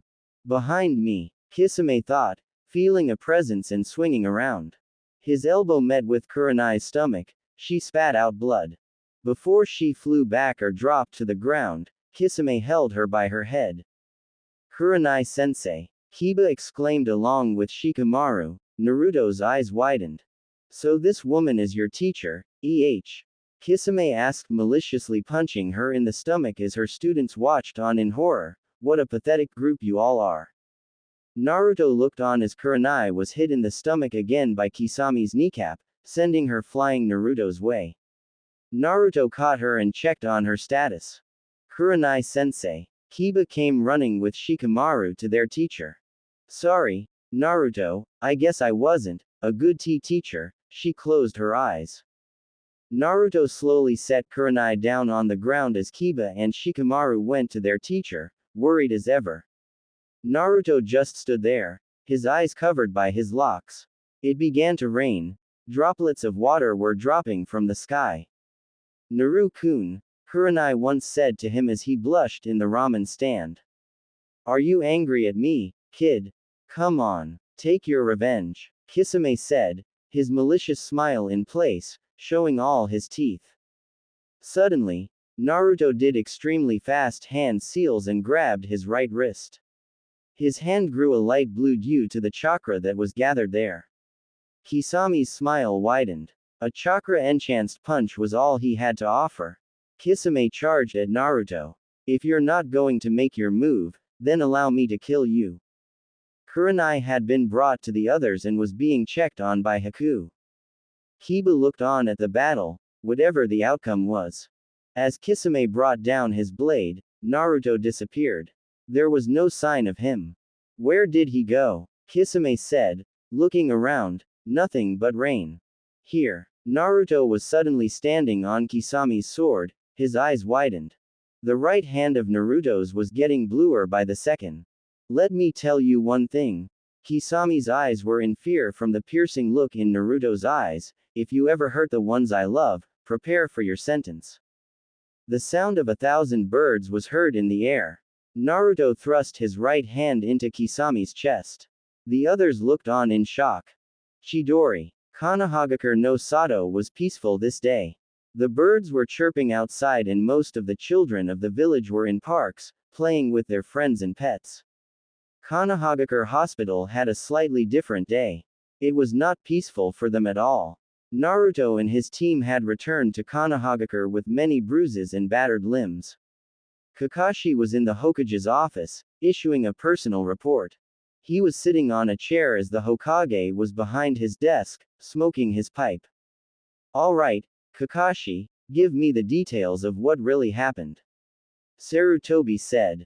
Kakashi had his arm in a sling from the fight in the Wave Country. An S-class Nukenin, Momochi Zabuza attacked us on our way to Wave, but through some understanding, he decided to join us in our mission. We reached Tazuna-san's village the day after, camping out at the battle site to tend to our wounds. On that day nothing happened at all, but the day after that, we were ambushed. The Hokage puffed lightly on his pipe, telling Kakashi to continue with the report. By Hoshigaki Kisame, one of the Kurigakure 7 swordsmen, the group of mist nins that specialized in sword techniques. Zabuza, now with us, and Kurenai, the instructor of Team 7 and myself fought in an attempt to capture him and at the same time defend ourselves.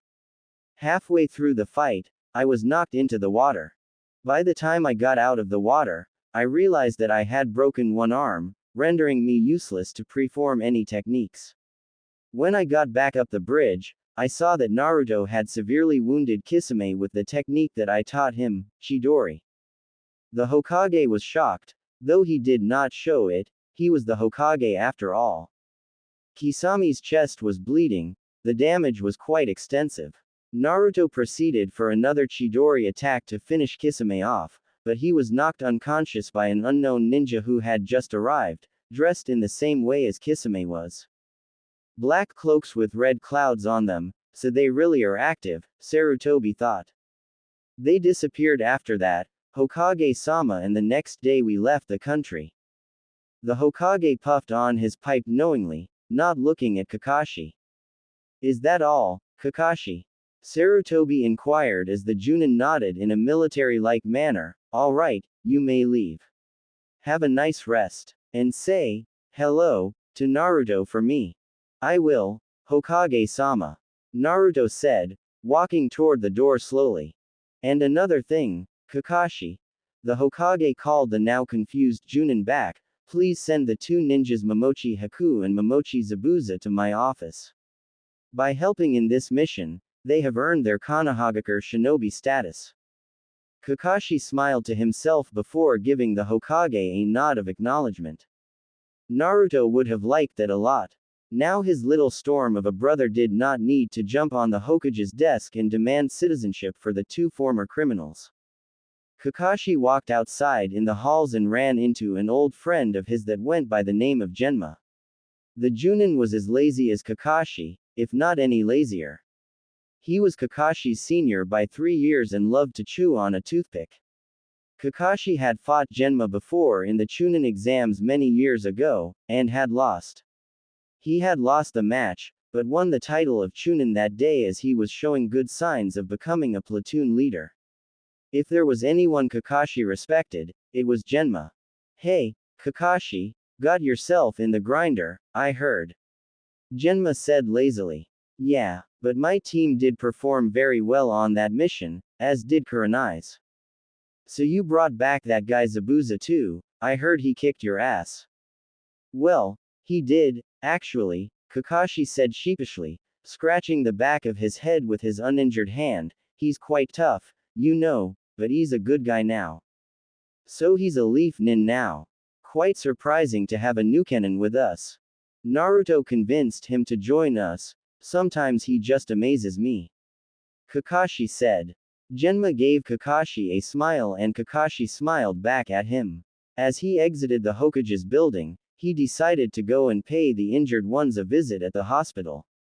It would give him an opportunity to give Naruto, Haku and Zabuza the news.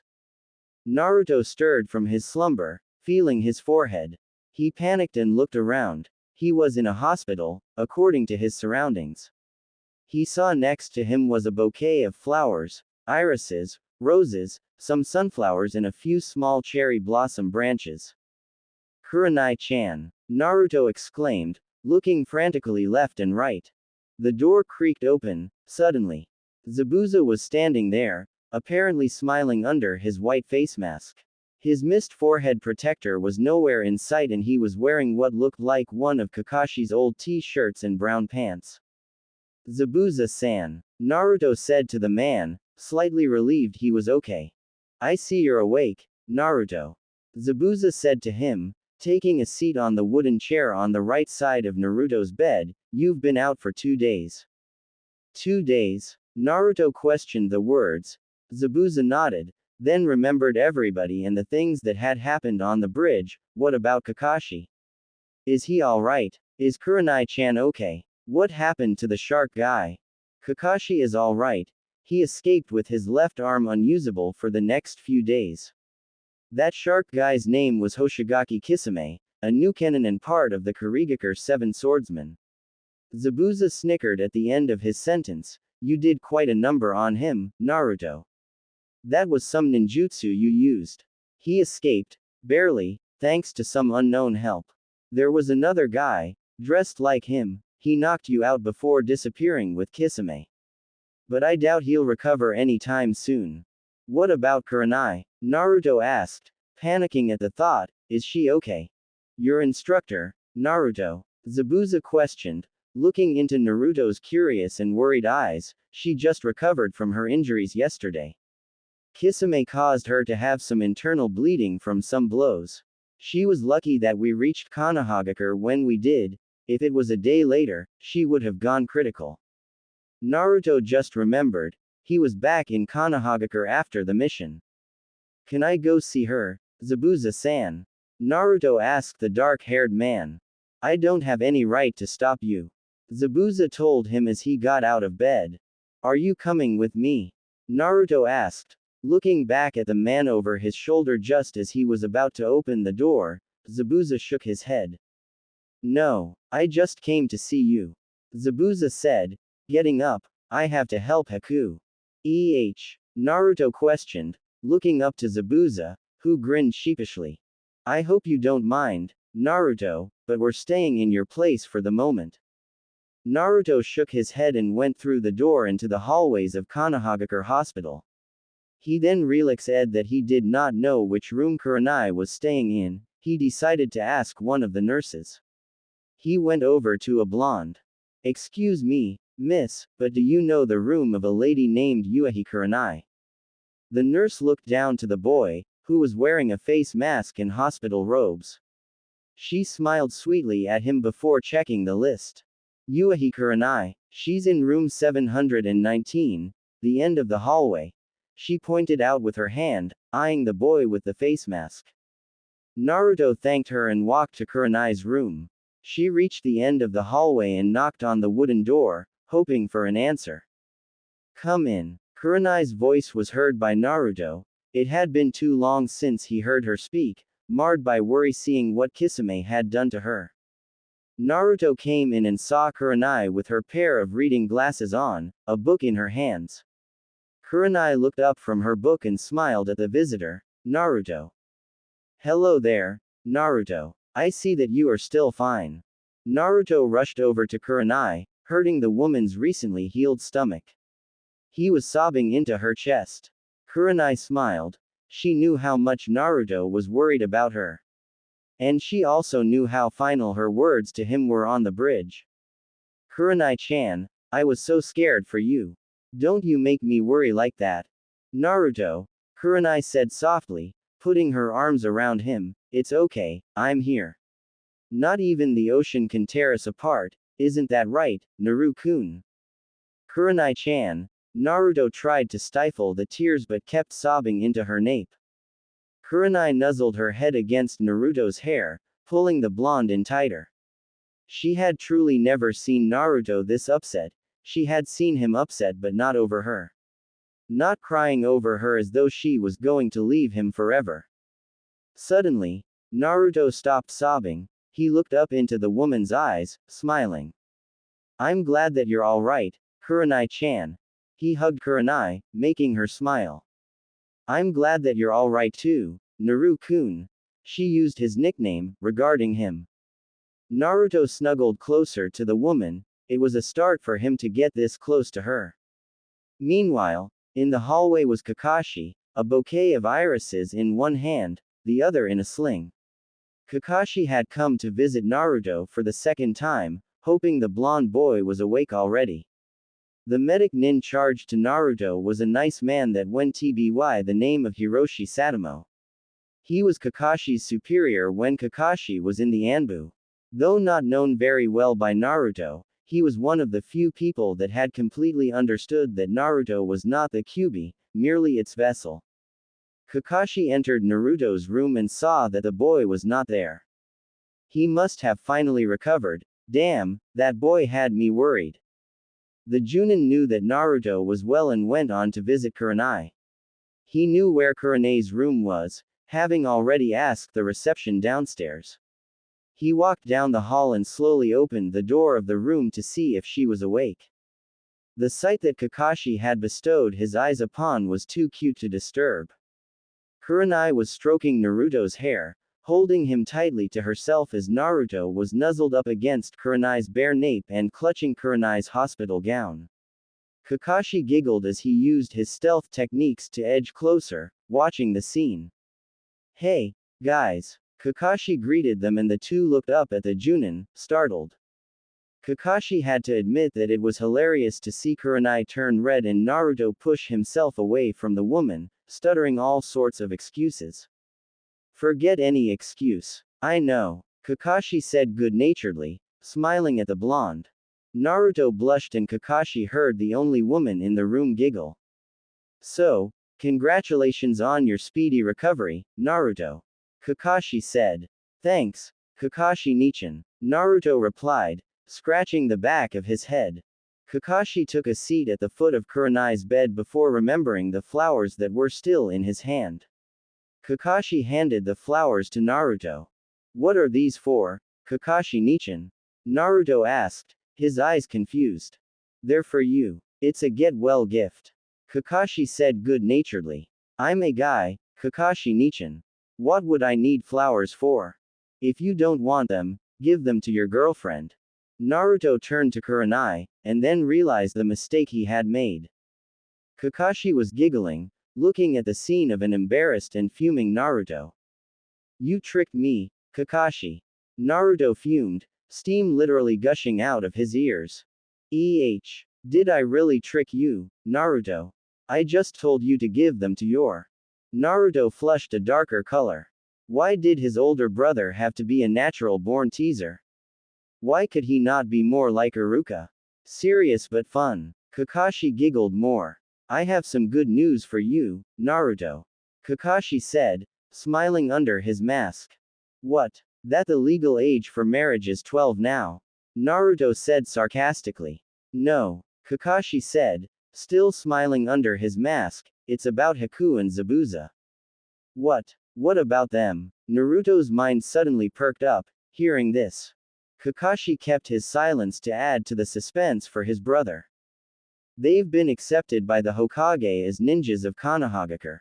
Naruto's voice could be heard jumping with joy for the next 5 miles. After almost a week in the hospital, Kurenai had left. The medic nins had to keep her in for a longer period than Naruto to observe any changes. Kisame had really did a number on her on the bridge as she had barely made it to the hospital. Team 7 were more than happy to have their teacher back from the hospital. Kiba had offered Kurenai a sincere apology for not visiting her in the hospital for the whole week, which Kurenai readily accepted. The team still did their everyday missions, rescuing cats and sometimes the lovable cat of Naruto's former student and grandson of the Hokage, Konohamaru, Geji. And he hated those missions. Yes, Konohamaru was his friend, but the cat was pure evil to Team 7. It was also a known fact that Akamaru despised the cat with all the heart that the little puppy had to give. And Naruto had to restrain Kiba from strangling it. Naruto, why didn't you let me kill that stupid cat? That's the 5th time. They were currently on their way back from another cat mission. Apparently, Konohamaru's cat, Geji, had a habit of running away from him whenever he played with it during the times that they played in the Hokage's yard and put up a fight that would have made the battle with Kisame pale in comparison. I know, Kiba. Believe me, I want to kill that cat myself, but a mission's a mission. A mission's a mission. Shikamaru repeated the last words of Naruto. Shikamaru was usually one of few words, but apparently, he had gotten of the worse end while trying to capture the cat again. He had scratch marks all over his face and arms, a cut lip and a very frustrated and angry mind. Naruto sighed. That cat is not a cat. It's a shrunk-down tiger. Shikamaru exclaimed. Either that, Naruto, or that little ball of evil is a demon. Kiba said. Akamaru barked in agreement to Kiba's words. See, even Akamaru agrees. Hey, did you guys realize that Kurenai sensei's not with us? Naruto looked around. It was true, the woman was nowhere in sight. The last time the 3 of them had seen Kurenai was before the mission started. After she had briefed them on the mission, she had disappeared in a very Kakashi-like manner. Let's have some lunch. How about it, guys? Naruto inquired. Naruto, Kurenai sensei's gone and you are talking about lunch. Kiba. Naruto nodded. Kiba shook his head. Shikamaru just sighed at the team captain. Well, we might as well have some lunch anyways. I'm hungry too, Shikamaru said, looking over to a rather fancy shop that specialized in dango. Let's go have some dango. It looks fancy but actually quite cheap. I used to come here with Choji. Naruto nodded and looked over to Kiba, whose grumbling stomach answered in his place. Shikamaru barely stifled a giggle and so did Naruto. They entered the shop and Naruto saw that the place was quite fancy, but the prices of food did not differ from that of the ramen he had at Ichiraku Ramen. He decided to give it a try. Naruto looked around along with Kiba and they took a seat next to a group of teenage kunoichi whom they did not know. Naruto looked over to a menu that was already in Shikamaru's hands. It had a rather cute picture of a panda on it. The blonde had felt that he had seen that picture before, but where and when? May I take your order? A waitress had come to their table. She was cute. Shikamaru had ordered the food for them as Naruto and Kiba had only just known this restaurant. And as Shikamaru had been here many times with Choji, he would have known what type of food would be nice to eat. Naruto turned to Kiba. Hey, Kiba, do you know about the Chunin exams coming up? Yeah, I hope we could enter. I can't wait to be a Chunin. You'd have to wait, Kiba, a Chunin is not that easy a task, you know. Shikamaru said, the tone of a wise man in his voice, we're still fresh from the academy. We've only been genins for around 3 months at the most. I personally think that we should wait until we're really ready. I don't want to end up dead in the test. That was true. There were known deaths in the Chunin exams and Kakashi had told him that the latest versions and updates in the exam came from hell. There were no known facts about the exam, but the latest one had hinted on challenging a ninja mentally more than physically because the village did not want ninjas that cower in fear after seeing some blood or could not stand interrogation. Your meals, sirs. The cute waitress had come back with 5 plates of dango. She set all 5 of the meals in the middle of the table.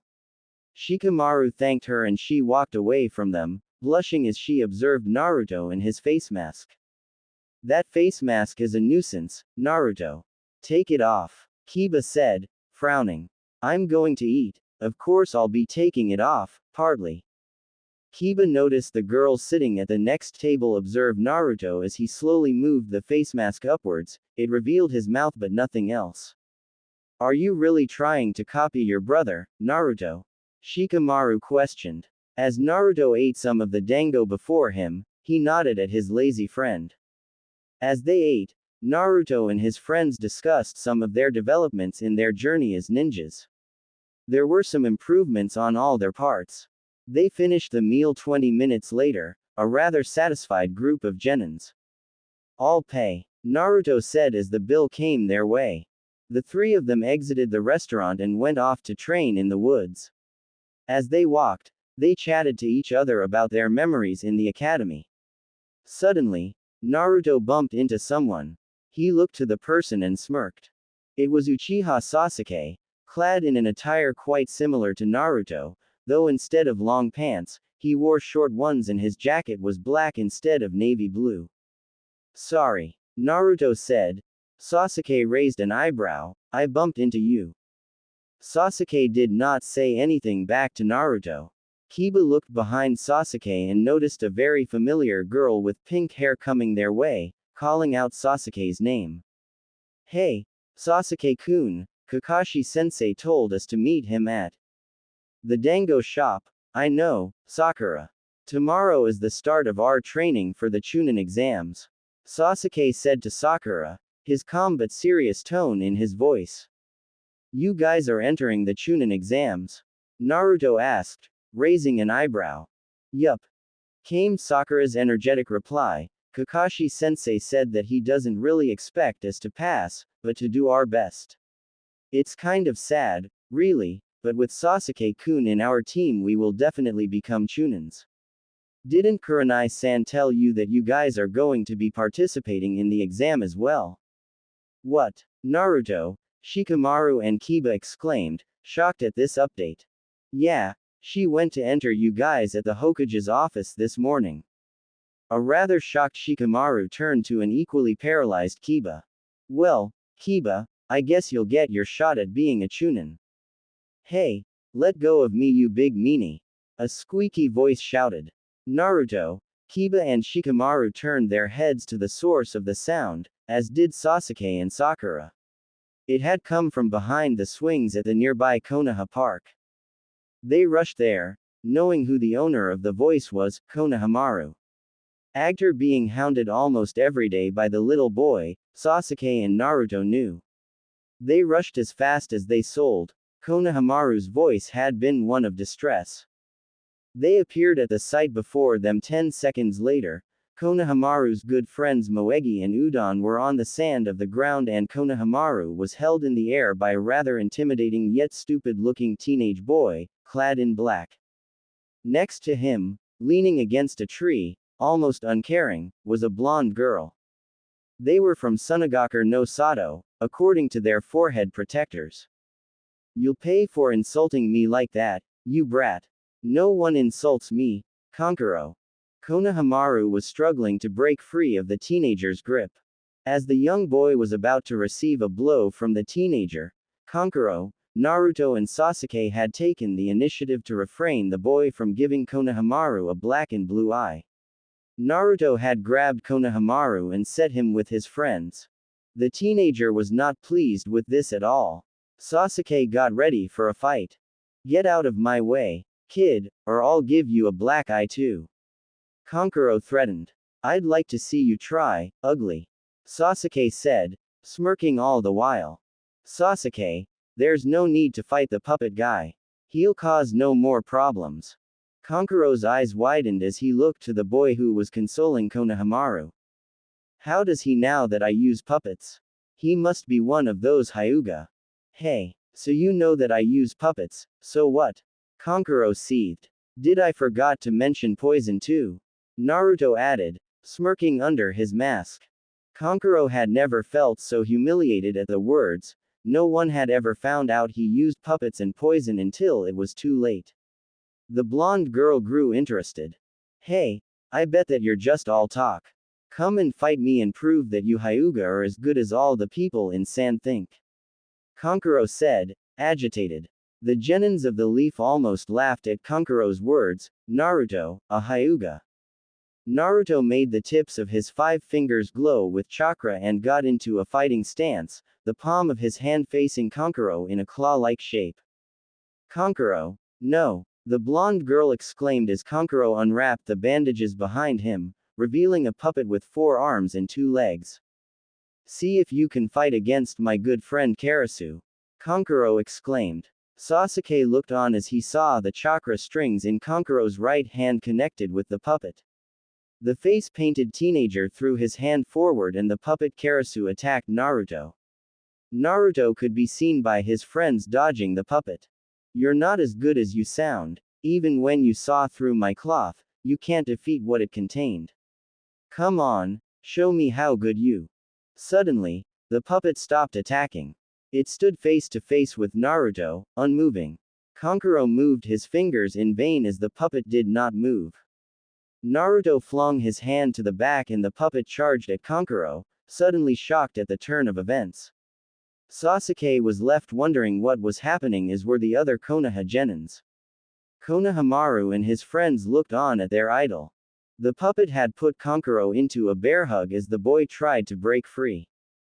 What happened? Kankuro let a gasp out of his mouth.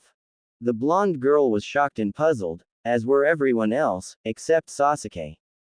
Sasuke knew what the blonde genin had done and he was incredibly jealous of it. I used my own chakra strings to overcome your chakra strings control your puppet, to put it simple. You thought that you had victory all in your hands didn't you, face paint boy? Naruto said, as though he was teasing a normal friend and grinning. Naruto released his hold on the puppet and Kankuro dropped to the ground. Gaara. The girl suddenly said, barely more than a whisper. The group turned to a tree, where a red-haired Oi was watching the duel between Naruto and Kankuro. Sasuke did not feel all at ease around this person. Kankuro, say sorry. The boy, Gaara, said to the teenage boy of the sand. Kankuro mumbled out a, sorry, to Naruto and then to a confused Konohamaru. He collected his puppet and walked over to his other fellow sand nin. What are your names? Gaara asked Naruto and Sasuke. Uzumaki Naruto. Naruto answered Gaara. Uchiha Sasuke. And you are? Sabaku no Gaara. I hope we meet again. Are you entering the Chunin exams? The blonde girl asked a retreating Naruto. Yes. I hope we meet there.